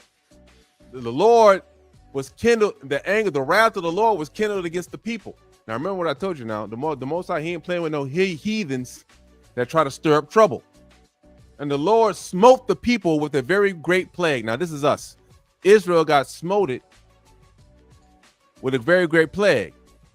And He called the name of that place, this is a word that I cannot, Kibbaroth Hathadava, right? I'm going to read that slow. Maybe that's right. Maybe it's not, Salakia, right? Because they buried the people that lusted. Who were the people that lusted? Let's go back up. Let's see who we buried, right? There was a plague that come upon us, and the people that died from the plague and the mixed multitude that was among them fell a lusting. So all the mixed multitude, they got put to death. Most High ain't playing, right? And plus, man, you know, the mixed multitude, they're not coming into the land of Israel. Why would the Lord let them come in? You know what I'm saying? So they was there just for an example, right? And the people journeyed from Kobarath, Salakia, to Hazeroth, and abode in Hazeroth. Now, I wanted to answer one question. I saw a sister, she put the Most High, he does not look down on any young widows, right? But if you are a young widow, let me see, what was that at? Slack, I know she said something about will young widows be allowed to be in the kingdom? I saw Brother Lawrence, or one of the brothers that answered that. Here it is right here, Salakia, right? Let's go to, I think it's Titus 2, if I'm not mistaken, right? Let's go to Titus chapter 2.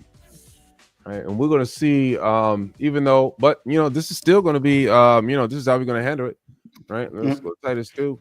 All right, I think it's what was it? 2 Timothy, or maybe 2 Timothy 10. Let me see. I can't remember. I think it was supposed to go back to like the fathers, or the what was that? Con, man. They're supposed to go back home, right? A young widow, right? If you're a widow, if you're a young widow, let me see. Because back in the back in was Leviticus or Deuteronomy, I know the widows, the priest took care of the widows. All right. I think it's 1 Timothy 10. Then maybe. Let me see something, man. Slacky Israel. I'm gonna remember. Let me look this up real quick. Slacky. Let me type this in the thing in the search bar. I think it's let me see. Hey, but while he's bringing that out, Yasharel, and again, you know what, the return of the order. All right, you know, the Most High has been trying to prepare his people, and you already see what's happening in America right now. America eventually is falling. It's corrupt, and it's falling from within the inside. And so the things that we're so used to, and all the comforts, that stuff is coming to an end. It's coming to an abrupt end. The Most High is going. He is going to auto reverse things. All right. So don't think that just because our people are so stiff necked that nothing's going to happen. You know, the Most High right now is working as we speak. All right. And those who are alive, we're all going into the wilderness. So don't get it twisted. I mean, our people are getting chastised. You found it out? Yeah, I found it, man. Go ahead and bring it out, though. Slacky. Yeah. Our people are getting chastised and everything. So things are starting to happen. All right. Soon welfare is going to be cut off. All this support stuff that a lot of our people love to use to be single, independent, you know, that's going to be cut off. The Most High is making it to where you're being forced to either stop having all these babies or get back with the brother or, you know, father you had the kids with and everything. I mean, that man you had the kids with. So, you know, a lot of things are happening right before our eyes. You know, we're seeing it. And all we got to do is just sit back and let the Most High do his work. Just keep the laws, of course, you know, and be obedient. But everything else is going to self-correct itself. We're already seeing a downfall right now.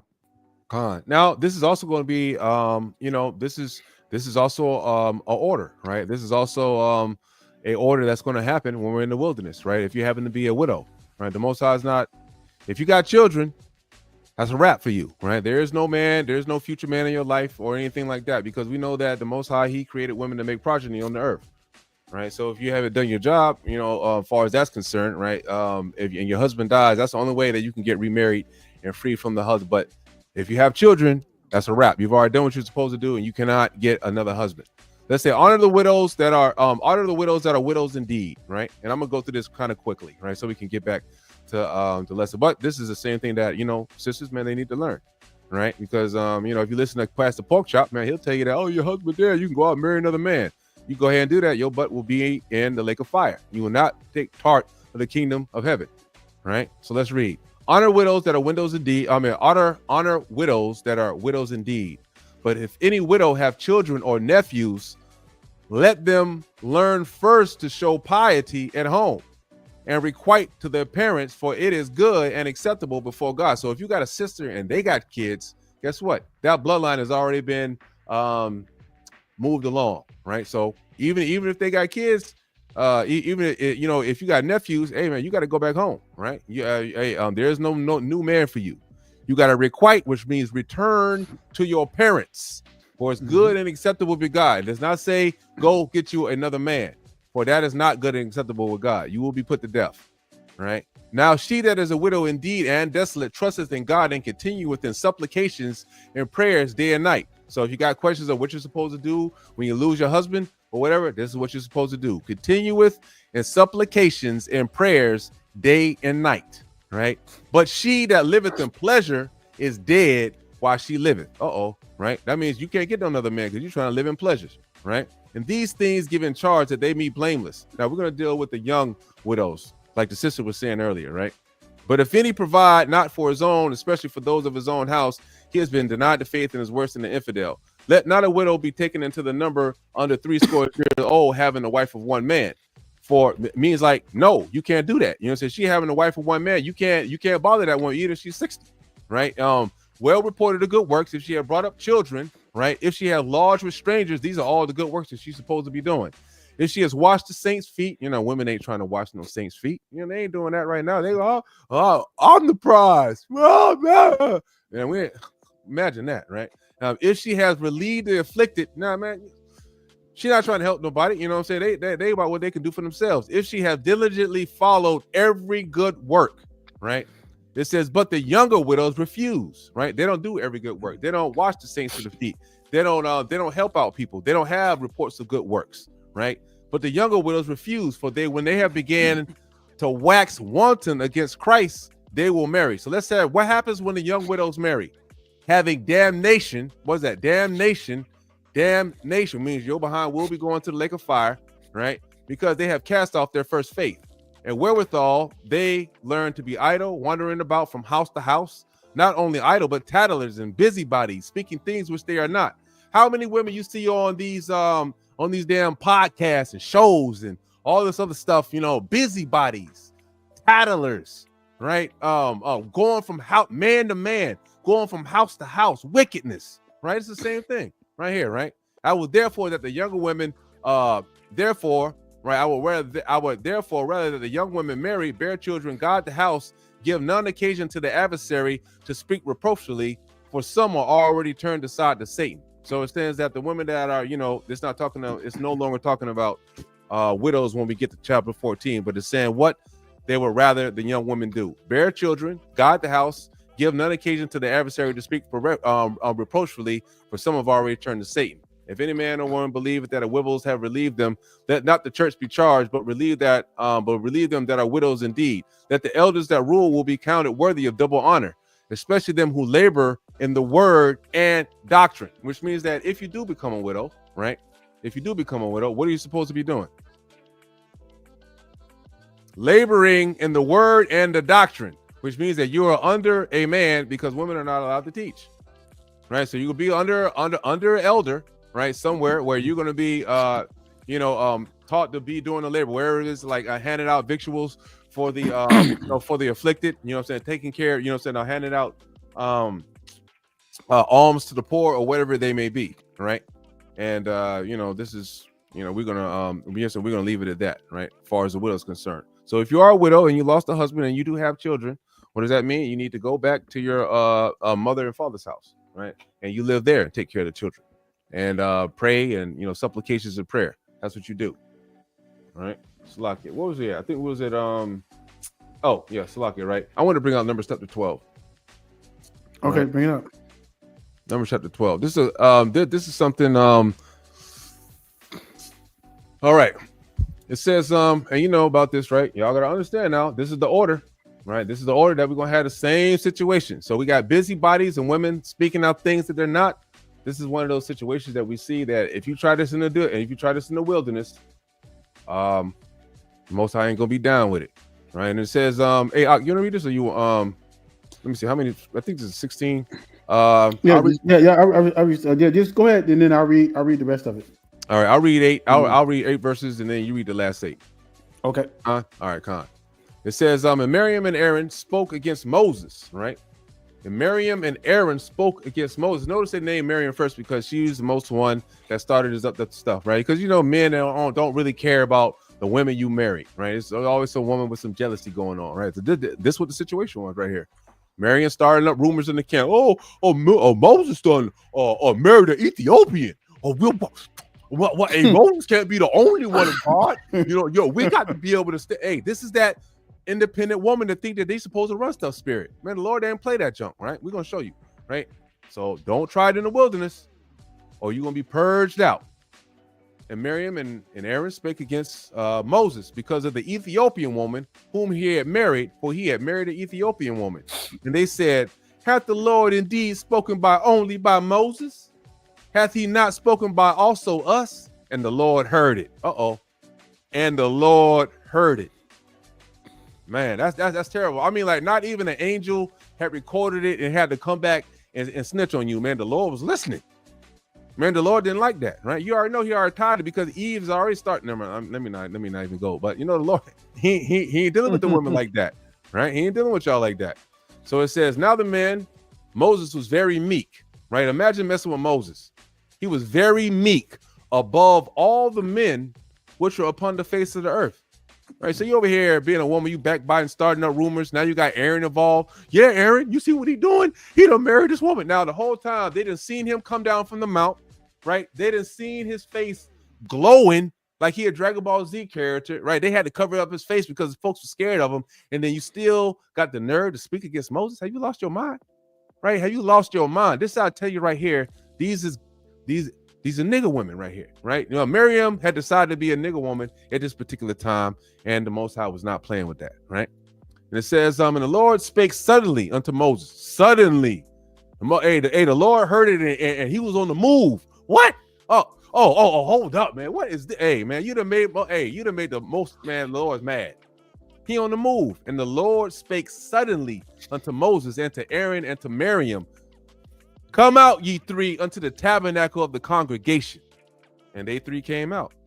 And the Lord came down in the pillar of the cloud. Hey, man, you done called the Lord to come down.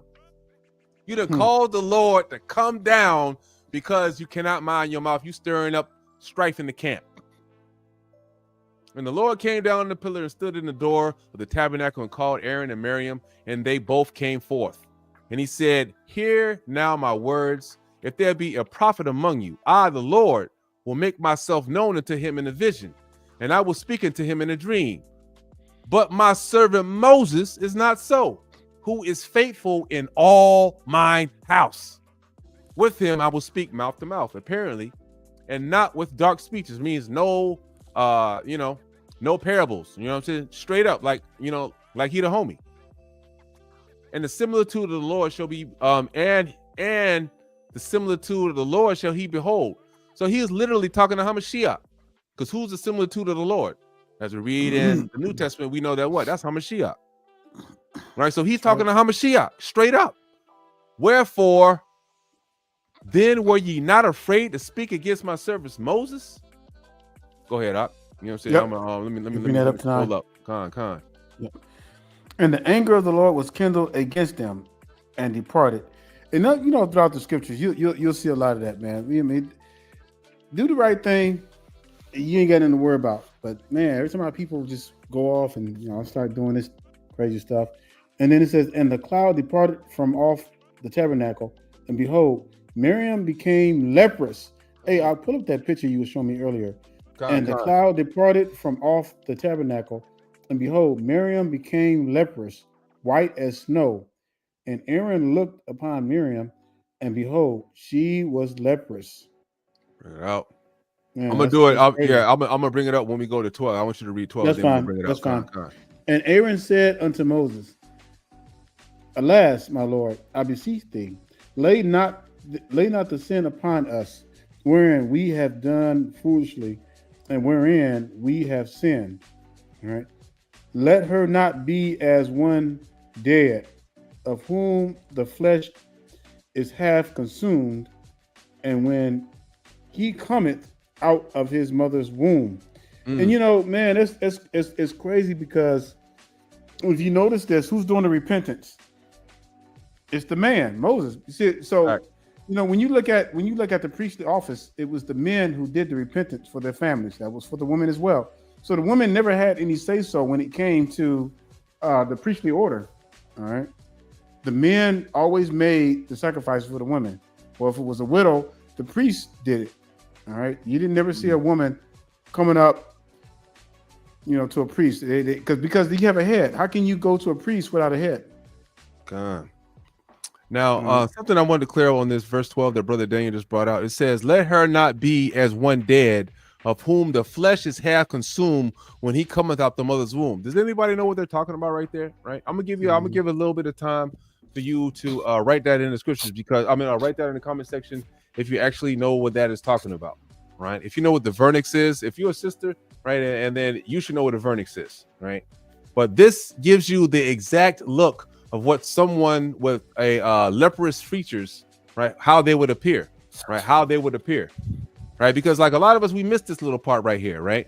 Let it not be as one dead, whom the flesh is half consumed when he cometh out of his mother's womb. This is talking about the vernix, right? So let me bring this up like Brother Daniel's asking me. Salakia. Let me stop this, present this share screen here. Boom. And kaboom, right?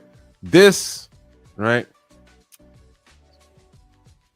Let me hold up. Can y'all see that right there, Israel? Let me see if I can So we can blow that one up. All right, Con, hold on. Let me see something.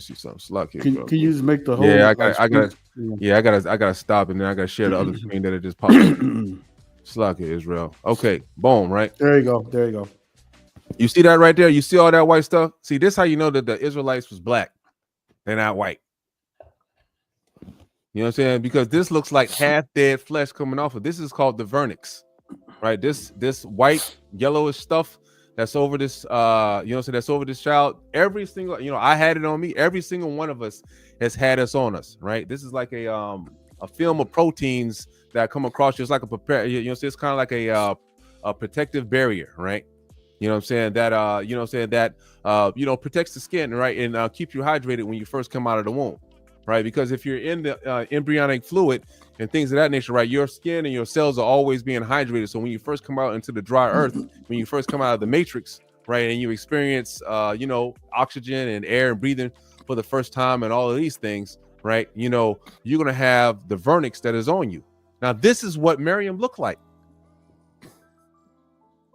right? The Most High had, hit her upside the head with this. This is right. So you should know that also, if you're looking like this, the Most High going, the Israelites are what color, right? Israelites, it ain't this color, right? They say you looking half dead coming out the womb. You feel looking like this, right? Half dead flesh. There's probably one. Back in them days, they might not even seen any albinos, right? Because it was so well. It was close to creation, right? All right, it's lucky, man. So this is what that looks like. So when y'all see that particular part in the scriptures, this is what it talks about right here, right? This is the vernix. This is how she looks, right? All right, it's lucky. Let me put the scriptures back on there. All right, let me slow this up. Okay, it's up there. Go ahead, it's lucky. All right. I'm gonna read that part again. Let her not be as one dead, of whom the flesh is half consumed when he cometh out of his mother's womb. All right, you saw an example of that. And it says, and Moses cried unto the Lord, saying, heal her now, O God, I beseech thee. So here's Moses. He's pleading with the Most High. See, and this is the thing. If it wasn't for that, man, she'd probably be dead. This had to be a humbling experience for Miriam. It says, and the Lord said unto Moses, if her father had but spit in her face, should she not be ashamed 7 days? Oh, let her be shut out from the camp 7 days, and after that, let her be received in again. Man, that's serious. 7 days to bear shame like that. And Miriam was shut out from the camp 7 days, and the people journeyed, and not till Miriam was brought in again. So here's the issue with that too. So now, not only was she shamed, but because of her wickedness, she caused the delay in the journey. So it's like, damn, because of this woman, man, we got to stand still for a while. It's ridiculous, man. Yep. Because of her, man, we can't go nowhere right now. I mean, man, the Most High has a way, man, of making people think. And now, you think she'll do that again? Oop. Right. I think she learned her lesson on that one. Let's go to Numbers 14, right? Because this is probably going to be there's a lot of scriptures right here. We're gonna read this right here because this is the main. Well, not the main, but I want y'all to understand too that this is also going to break down, why we didn't get to the why we didn't get to Israel in the first place.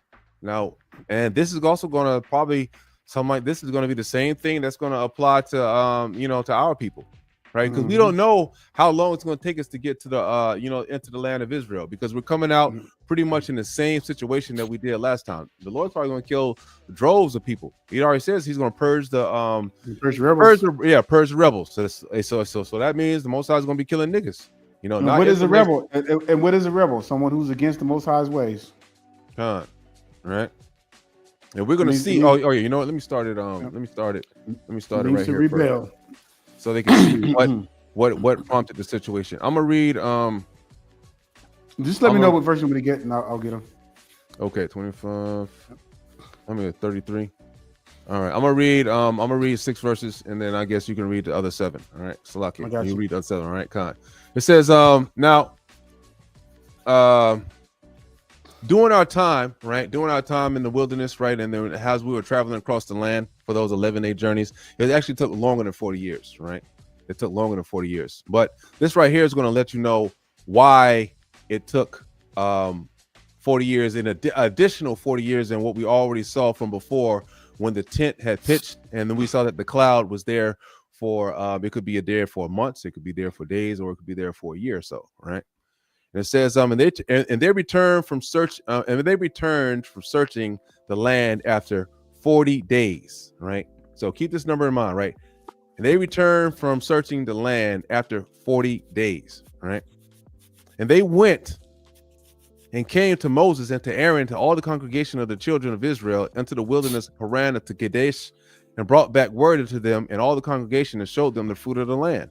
And they told them and said, we came into the land whither thou sent us, and surely it flowed with milk and honey, and thus is the fruit of it. Nevertheless, the people be strong that dwell in the land, and the cities are walled and very great. And moreover, we saw the children of Anak there, which are giants, right?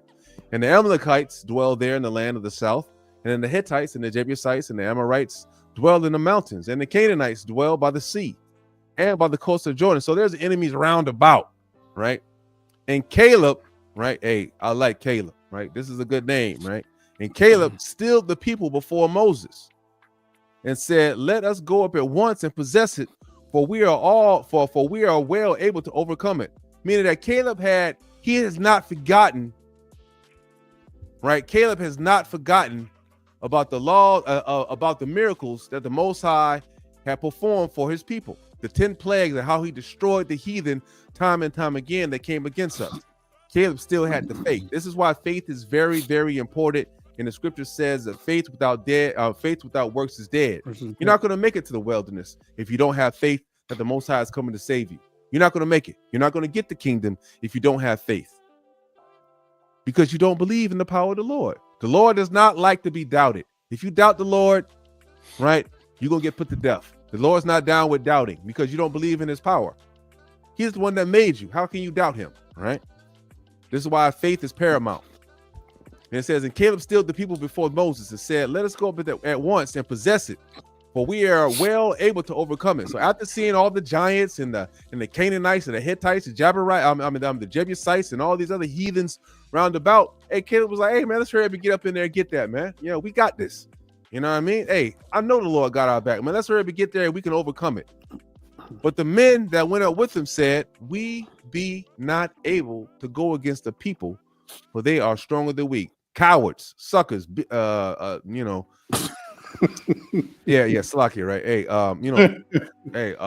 brothers that don't got yellow belly, hey, they don't have the backbone, right? Yellow bellies, right? And it says, and they hold on.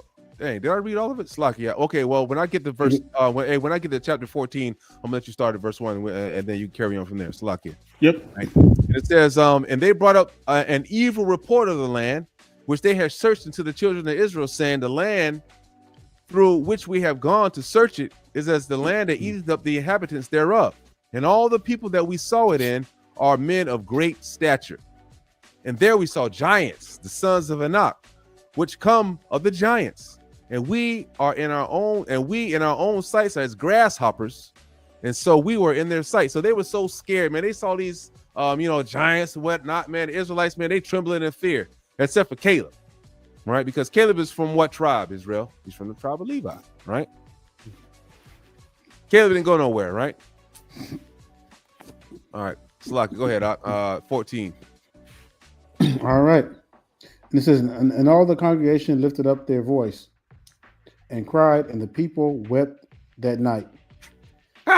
And Cowards. You know what I'm saying? Hey, man, they heard the boys crying. The giants. Oh my God. Oh, the Lord's about to take us through here. They crying, dog. And all the children of Israel, I know. I mean, you would think, man, after seeing all these miracles, they wouldn't. It says, and all the children of Israel murmured against Moses and against Aaron, and the whole congregation said unto them, would God that we had died in the land of Egypt, or would God we could die, had died in the wilderness? Man, at this point, I would be upset too, because man, after seeing the 10 plagues of Egypt, you being delivered, man, you don't got quail, you got to eat flesh, even though it was coming out your ears and nostrils, and now they still doubt, man. That just tells you, man, how easy it is to forget. Our people, man, our people, man, is the worst sometimes. And when it comes to faith, and with something happened. No, it happened. Oh, okay. I heard something go off. It says, and wherefore hath the Lord brought us unto this land to fall by the sword, that our wives and our children should be prey. Were it not better for us to return into this land, Egypt? I'm gonna put that right, because that's an important verse right there, right? Yeah, man, that's crazy. I want y'all to peep. Right, this is why it's paramount to watch what you say. Right, you got when the Lord said that He gonna judge you by the words you say, He's not playing no games.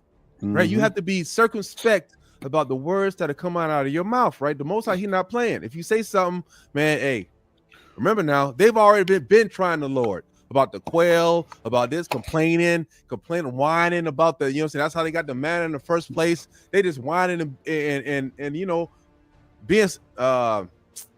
man, dang it, I just can't. They just, man, you're not gonna want them on your team. You know what I'm saying, man? These are the type of bums that you. No, they're gonna bring you down. Hey, what you call those vampire energy vampires, man? They just suck everything out of you.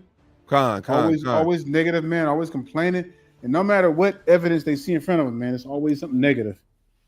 All right, verse 4. And they said one to another, let us make a captain, and let us return into Egypt. Man, what's back in Egypt? Man, ain't nothing back in Egypt. The whole host of Pharaoh's army has been destroyed. Man, what you gonna do? I mean, at that time, at that point, the other nations are taking control. Facts. You know what I'm saying? Give me a second, man. My things are going up. At this point, the other nations are taking control. Can you hear me out? Con, I got you. Okay. And it says, and they said one to another, let us make a captain and let us return into Egypt. Then Moses and Aaron fell on their faces before all the assembly of the congregation of the children of Israel. And man, Salakia, Israel, Salakia. You're right. You're right, sis. It was from the tribe of Judah. Hey, but relax over there. You know what I'm saying? We need to pay attention to the lesson instead of trying to pay attention and trying to correct somebody. Salakia. And they said one to another, let us make a captain and let us return into Egypt. Then Moses and Aaron fell on their faces before all the assembly of the congregation, the children of Israel. And Joshua, the son of Nun, and Caleb, the son of Jephunneh, which were of them that searched the land, rent their clothes. Man, they were that terrified. Go ahead and scroll up out. I'm gonna scroll up to 6 for you. All right. Okay. And Joshua the son of Nun and Caleb the son of Jephunneh were which were of them that searched the land, rent their clothes. Man, they must have been terrified. And they spake unto all the company of the children of Israel, saying, No, they was mad. Joshua Yeah. the son of Nun and Caleb the Jephthah. Oh, They were mad at them boys. They were mad that them boys was being cowards after the Most I know High. that's what I'm saying. Yeah, because they were cowards. Yep. That's crazy, man. This is, and they spake unto all the company of the children of Israel, saying, the land which was passed through to search it is exceedingly good land. Because Joshua and Caleb, man, they were like, let's take this. Let's take this joint. Let's get it. Bring it out. Because if the Lord delight in us, then He will bring us into this land and give it to us, a land which floweth with milk and honey. Only rebel not ye against the Lord. Man, that's a hard word right there. It says, only rebel not ye against the Lord. What does that mean? It means that man, obey the Most High. Don't go against the Most High's way. Look at all the things that He has done. Look at all the miracles. Look at all the plagues that He rained down, man, in your behalf to deliver you from the Egyptians. And yet you're going to go back and you're going to rebel. You're going to doubt. Purge the rebels. Yeah. You don't want to obey the Lord when He tell you to do. Right here. You see right here, man, this is a test of faith, because this right here shows you how easy it is for our people to forget. And you don't think that, who was that one verse we was reading in where it says that, he was talking to Moses. He says, you think my hand is my hand is short? Oh God. Man, we don't realize what we're dealing with. And it says, only rebel not against ye the Lord, neither fear ye the people of the land, for they are bread for us. And their defiance is departed from them, and the Lord is with us. Fear them not. Man, you can't be afraid of nobody, man, when you got the Most High on your side. It says, but all the congregation bade stone. It says, but all the congregation bade stone them with stones, and the glory of the Lord appeared in the tabernacle of the congregation before all the children of Israel. Man, that's so powerful. He said that, for they are bread for us, meaning that the Most High had caused them folks to be born for slaves for them. Exactly. They're so cowardly, they can't understand that. Yep. They were scared of the slaves that the Most High had created for them. These brothers were so far in the spirit that they already understood the plan of the Most High. Khan, Salaki, go ahead. And the Lord said unto Moses, how long will this people provoke me? And how long will it be ere they believe me? For all the signs which I have showed among them. He's talking about everything He's done for them in the past. All right. I will smite them with the pestilence, and disinherited them, and will make of thee a greater nation and mightier than they. So here it is again. He's telling Moses, look, man, I'll kill all these other folks, man. Just use you. And Moses said unto the Lord, then the Egyptians shall hear it, and if thou broughtest up this people in the might from among them, and they will tell it to the inhabitants of the land, for they have heard that thou Lord art among this people, and thou Lord art seen face to face, and that the cloud standeth over them, and that thou goest before them by day time in a pillar of cloud and in a pillar of fire by night. So, man, I mean, the Most High had a legit system set in place. Khan, you want to take over? Yeah, go ahead. All right. It says, it says, so now, if thou shalt kill all his people as one man, then the nations which have heard of the fame of thee will speak, saying, because the Lord, because the Lord was not able to bring his people into the land which he swore unto them, therefore he has slain them into the wilderness. Man, see, this is Moses. Hey, Moses is so awesome that he is, he's pleading to the Lord. It's like, hey, Lord, man, you got to bring the people into the land of Israel, or he's going to talk crap about you, saying that you couldn't do it, so you had to kill him in the wilderness.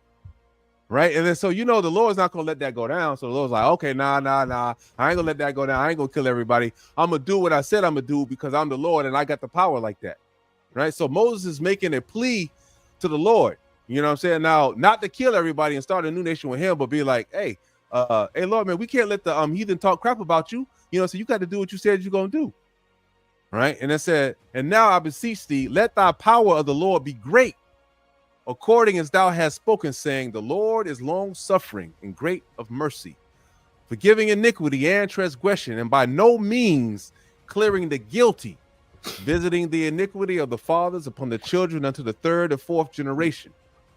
Pardon, I beseech thee, the iniquity of this people, according unto the greatness of thy mercy, and thou hast forgiven this people from Egypt until now. All right. Saying, pleading for the people, saying, Lord, man, you done forgive these folks all the way up to Egypt to now. So you might as well dwell with them a little bit, deal with them a little bit longer. Right. And the Lord said, I have pardoned according to thy word, which means that the Lord has only looked out for Israel because Moses has said so, right? Because Moses is, begging the Lord, please, kill me rather than kill the people, rather than kill my people, right? But as truly as I live, all the earth shall be filled with the glory of the Lord, right? So this is coming in the future now, right, too. Because all those men which have seen my glory and my miracles, which I did in Egypt and in the wilderness, have tempted me now 10 times and have not hearkened to my voice. So the Lord, it looks like the Lord's patience runs out after 10 times. Right? They done tempted the Lord 10 times. They done pissed them off 10 times. Right? They ain't listening to the Lord. He right there with them too. Right there with them. And they have 10 times. They haven't obeyed the Lord. Surely they shall not see the land which I swear unto their fathers, neither shall any of them that provoke me see it. Right? So all of them gonna get put to death. Right? We're gonna see who all gonna get put to death though. Right? Surely, but my servant Caleb, okay, he gonna be alive, right?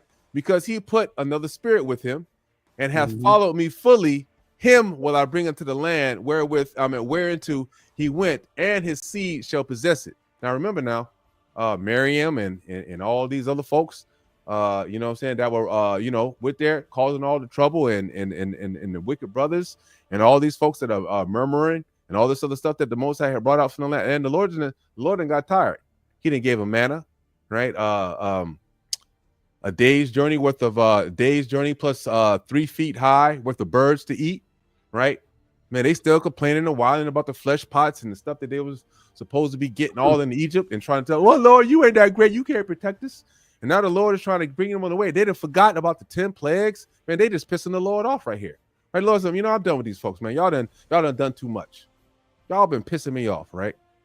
But my servant, Caleb made it, because remember now, when we saw Caleb when he was in the land, he was like, "Come on, man, let's hurry up, so get the boys together, let's hurry up and get over here, kill the giants, kill the Amorites, all them boys, and let's get to Israel. Let's get to Israel, let's get to the land that was promised to us of milk and honey," because he had the spirit on him, right? But the rest of them, they was cowards, yellowbacks, yellow-bellied cowards, right?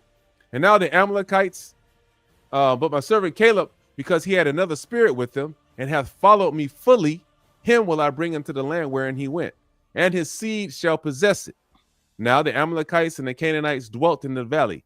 Tomorrow turn you and get into the wilderness by the way of the Red Sea. And the Lord spake unto Moses and unto Aaron, saying, how long shall I bear with this evil congregation? Right.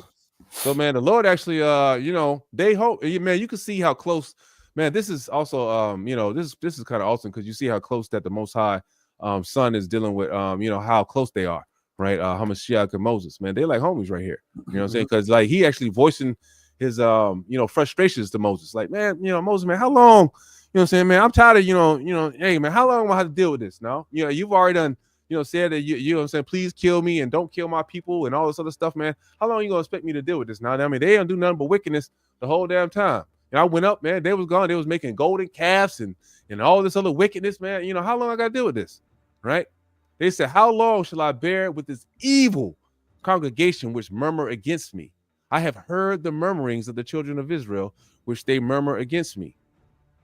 Say unto them, as truly as I live, saith the Lord, as ye have spoken in my ears, so will I do to you. Remember this now, right? Remember? So what did he speak unto him? Let's go back up, right? Let's go back up. Wherefore hath the Lord brought us into this land to fall by the sword, that our wives and our children should be prey? Were it not better for us to return into Egypt?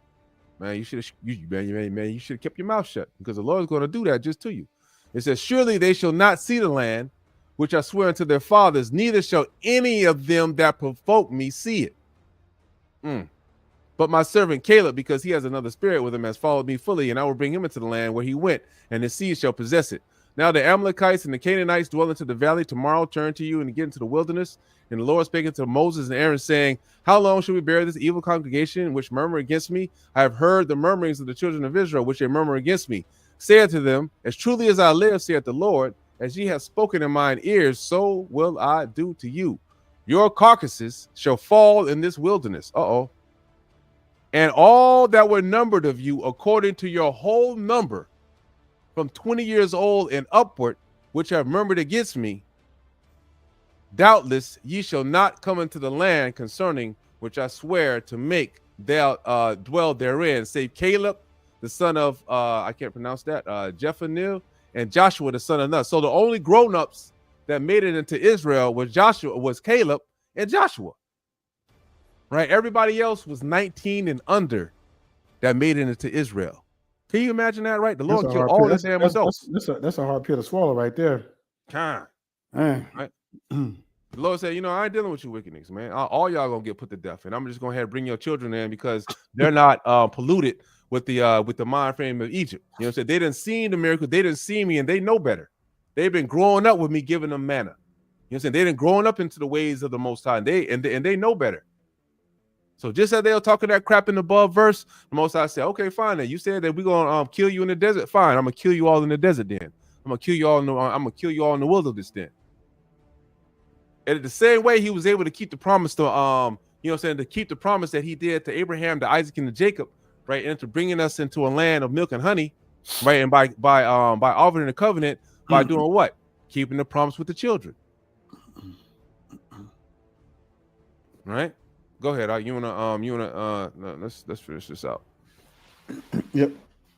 20 years old. And remember. Okay. You can start at 30. That's where I left off at. All right. It says, doubtless ye shall not come into the land concerning which I swear to make you dwell therein, save Caleb, the son of Jephunneh, and Joshua, the son of Nun. So he's specifically naming the people, the grown-ups that's going to go into the land. All right. It says, but your little ones, which you said should be a prey, them will I bring in, and they shall know the land which ye have despised. That's sad, man, that you have to destroy old generation and bring in the children, because the adults that's supposed to be the most responsible are the most stiff-necked. It says, but as far as you, your carcass, they shall fall in the wilderness. And your children shall wander in the wilderness 40 years and bear your whoredoms until your carcasses be wasted in the wilderness. Man, the Most High gave them to the wilderness, man. Let the wilderness happen. Damn. Hey, you gonna see how the Most High killed them boys too. Yeah, and it says at the number of the days. Hold on, you keep moving it, man. Slacky. I don't even know where I'm at now. Yeah, 34. Keep messing with stuff. All right, it says, after the number of the days in which ye searched the land, even 40 days, each day for a year, ye shall bear your iniquities, even 40 years, and ye shall know, you should know my breach of promise. So, the Most High is making it plain. Each day for a year. That's why it took 40 years for them to make it. Now, as we read in Numbers chapter 13, we saw it took them 40 days to scout the land of Israel, right? Our holy land of milk and honey. It took them 40 days to scout the days. So because of the Most High said, 1 year for each day that they scouted the land, because of y'all can't get it together. So the children there that were under those particular years, 19 and under, right? They spent 40 years. So that means that all of them they were 60. They finally got to the land of Israel. They were 60 years old. That's wild right there, right? All because of their forefathers. They didn't have the faith. Man, we just can't play with the Most High. He does not play like that. Go ahead, Oxalakia. It says, I, the Lord, have said, I will surely do it unto all this evil congregation that are gathered together against me in the wilderness. They shall be consumed, and there they shall die. So Most High had to wipe with that generation, because they couldn't bring that wickedness into the new world, into Canaan, because guess what? It would have been to no avail. They would have corrupted it. And the men which Moses sent to search the land will return and made all the congregation to murmur against him by bringing up a slander upon the land.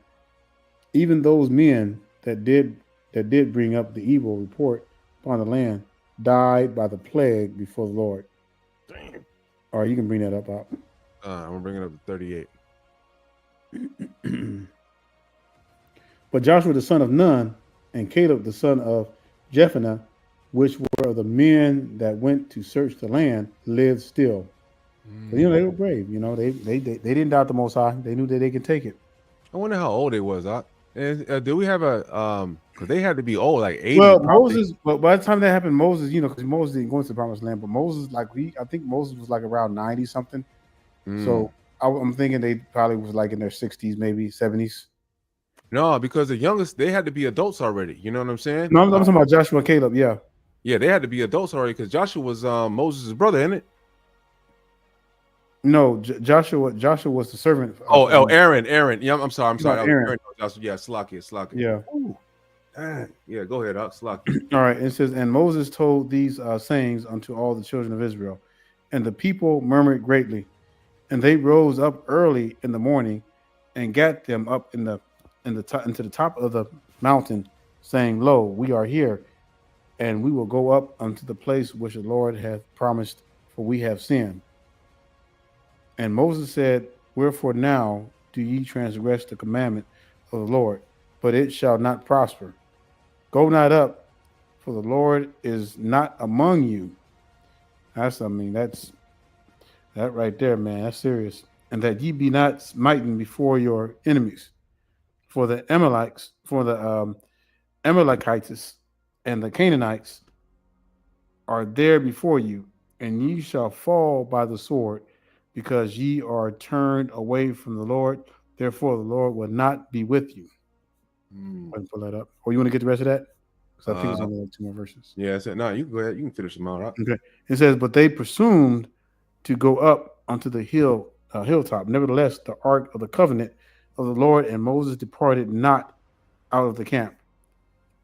Then the Amalekites came down, and the Canaanites which dwelt in the hill, and smote them, and discomfited them even unto Hormah. That's just so we see, right? Man, the Most High is not gonna, the Most High does not change. Today, yesterday, Hamashiach is saying today, yesterday, and tomorrow. Yeah. Right? The same things that are done with old, you're not going to be able to complain and whine and cry if you're in the desert. The Most High is looking for warriors, right? People that can endure, right? Brothers and sisters that can endure. Brothers and sisters that are worthy of the kingdom, worthy of getting a spiritual body, worthy of getting a spirit to last for eternity. Right? Man, you think the Most High is going to give you a spirit and a spiritual body to last for eternity? You up here crying. They ain't ready for this. They ain't ready for this wilderness, man. Hey, ain't gonna be no air conditioning, man. It's gonna be bugs. Man, I feel so ready. They ain't ready for that. Like facts, man. It's not gonna be easy. Like our people, we're gonna have to come together, and we're all gonna have to keep the law, statutes, and commandments. We're gonna be fighting amongst you're gonna have brothers and sisters still trying to try the Lord. As you see here, if you see that these brothers come out of Israel, see the 10 plagues, fire and ice coming out of the splitting of the Red Sea, and you walking, dry land and all this other stuff, and they still complaining. You got manna falling out of heaven that you can make a abundance of things with, and you complaining. You know what I'm saying? You trusting, and you got the mixed multitude on you. Instead of listening and trusting in the Lord, you over there listening to the damn heathen. Oh, we want to go back to Egypt, and we want to eat the cucumbers. I mean, you haven't even made it into the land of milk and honey. You haven't done any of this stuff. You have no faith in the Lord. You don't believe anything that's going on, right? It's going to be the same thing now.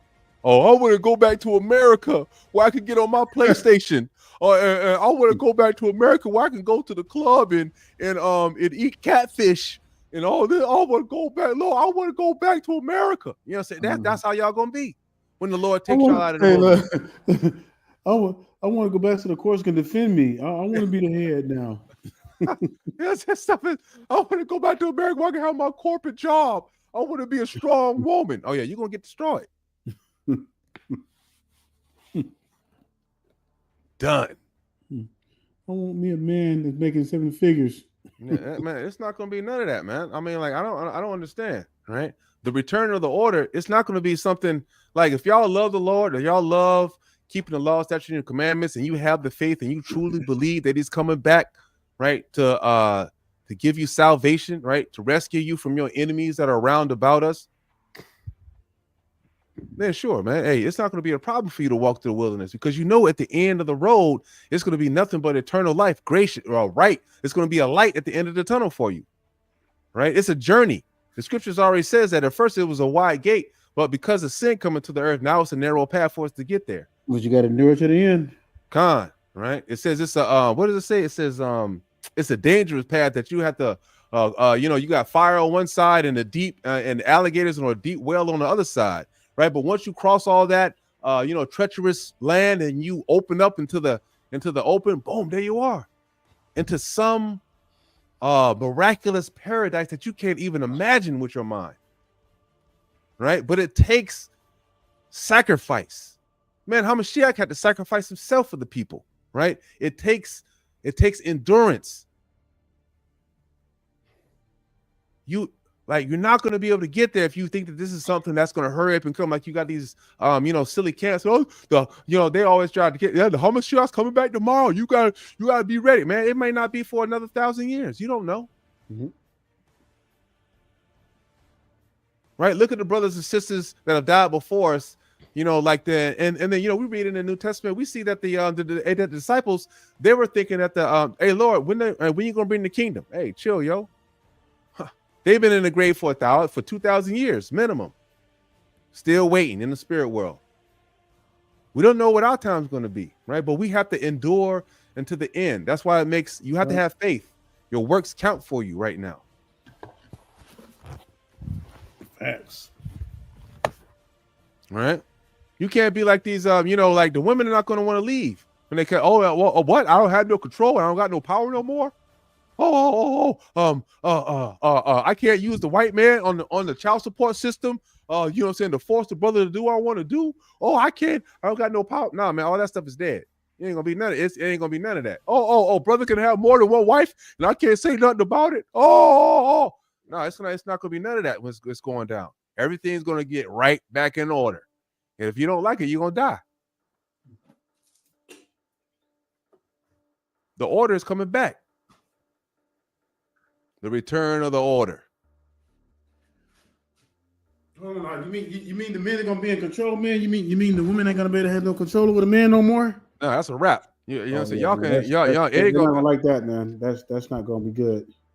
It's a wrap. It's a wrap for that. You know what I'm saying? Only the holy sisters, the sisters that like to obey the laws, statutes, and commandments, and realize the situation, right? Those are the ones that's going to be getting the spiritual bodies, right? Even the sisters, right? Even the lot that the Most High had put on y'all, right? As well, that is a test. That is an endurance to the end, right? Let's say if you feel some type of way about serving your husband, right? That's a test for you. You have to endure until the end for you to get your spiritual body. And guess what? You don't have to worry about no husband once you get your spiritual body. You don't have to worry about serving no man again or worrying about that. Guess what? You finally get your equality. I'm serious, right? You finally get your equality. But the thing is, we all have a part to play. We all have a role we have to play that the Most High put us to. right? And then if you choose that you can't play that role, right? You feel that you don't want to be a helpmate, that you want to try to be a man, you're going to get destroyed. All praises to the Most High for that, because we don't need that, right? If you feel like you want to do this, you're going to get destroyed. If you feel like you're a man and you want to dress as a woman, you're going to get destroyed. You know what I mean? You want to be a pookie, you want to rape, you're going to be destroyed. You feel like you want to start gangs and beat up on your brother and do all kinds of stuff and do it, you're going to get destroyed. You're going to get stoned to death. Remember, when the law's coming back, the Lord's not going to be using a firing squad or you know, you're not going to be sitting in an electric chair or they're going to get you with these drugs that's going to, you know, rock you to sleep slowly. It ain't going to be none of that. You act wicked, we're going to bring you into the front of the congregation. And Lord willing, I'll be there because I'm going to get the biggest rock I can and I'm going to chop you in your head with it and start it out. When everybody going to chop you down, you're going to die. Imagine getting stoned to death. That's the worst kind of death that you can, that's probably worse than fire. You slowly just get beat down with rocks. You know what I mean? You know, so you in a circle. Somebody hits you in the back of the head with a rock. Oh, you going down. All because you think that you want to be a, you know, you want to be an independent woman. I don't want to listen to no man. I want to be wicked. I want to, you know, I think I can have as many bodies as I want. Or you want to be a Pookie and Ray Ray. Or you want to try to sleep with somebody else's wife. Or you want to do any of that other crazy stuff. Man, you're going to get stoned to death. All that foolishness is going to be gone. You want to fight your brother because your brother told you you're supposed to do something. Oh, yeah, man, you hit me, you're going to get hit back. All this stuff is coming to the end. All the niggas and the niggatry that we do in the community, that is going bye-bye. The Lord's not putting up with it. Hey, as soon as a nigga pops up, a nigga's going to the grave. And everybody going to see him get stoned to death. It's not going to be no secret that you getting stoned to death out here. Everybody going to see you get stoned. That's how it should be. So we get rid of niggas and return to being Israelites, the children of God. I can't wait. I don't know about you, Brother Daniel, but I cannot wait. I know we've been on for, good Lord, 3 hours. Lord have mercy. Right? I don't know about Brother Daniel, man, but I'm ready. You know, I'm ready. You know, I don't care, man. You know, just you know. I feel like, I feel like I'm getting my practice already, man. You know, I'm off grid and everything, man. Like it's hard work, but you know, it's worth it. So it's like I'm getting my practice, and I thank the Most High for it, man. I don't complain about anything out here. That's right. Yep. It's so easy. I feel like the Most High is already preparing me. You know, so I'll be able to help others. You know, hey, you're gonna have to endure. You're gonna have to be ready. We're definitely gonna be off grid when we go into the wilderness. We're gonna be off grid. We ain't gonna be on no heathen system. We're gonna be on the Most High's system. Bring it out, brother. Let them know, brother. Let them know, Ak. Yep. And it ain't gonna be comfort. You know what I'm saying? It ain't gonna be all like gravy. And I mean, you're gonna be sustained. You know, our people were sustained. I mean, you're gonna be well taken care of. But it ain't gonna be the luxuries that you used to. All right. Yep. I'm gonna let Brother Daniel talk to you for a little bit because I know you're probably tired of me. You know, tired of hearing good, me. Man. I'm good. We're gonna get ready to end this, man. Con. Everything. Let's take it back to the Shabbat. That's right. Well, Israel, I appreciate y'all being with us this long time, and you know, but the order will return, like the return of the Jedi, or yeah, I know y'all saw Darth Vader up there. You know what I'm saying? Because that's how y'all gonna be thinking that the Most High is gonna be like. Oh well, you know, he's like Darth Vader. He ain't putting up with nothing. All right. Oh, okay. So all right, let's go ahead and end this thing out before Brother Daniel's computer give out on us. All right, Israel. Hey, you know, much love to all the Hebrew Israelites, right? Much love to my people, right? To those keep the laws, statutes, and commandments, right? You know, I look forward. You know, if I'm lucky enough to make it, you know, if my righteousness see fit, the Most High can see my, you know, see through my dirty rags, and you know, and if my works and my faith is strong enough that I make it to the kingdom, man, I look forward to seeing, you know, my brothers and sisters that go about through the same thing, that we make it there. All right. At the end, it's all the same journey, right? It's all the same journey. We all taking the same journey together, right? All the same journey to get to the same place, which is to the kingdom of heaven, right? Get that spiritual body and we can live forever. Then you got to worry about, oh, I'm a woman, I gotta, submit to the man. You ain't got to worry about that if you get the spirit of the body. We all gonna be equal then. That's true equality, the ones that you're looking for, right? All right, Israel. I think that's it for me. 3 hours is long enough. I know Brother Daniel about that time. Yep. All right, Yashirel, we're gonna bid you a Shabbat Shalom. And stay strong, Israel. Stay strong.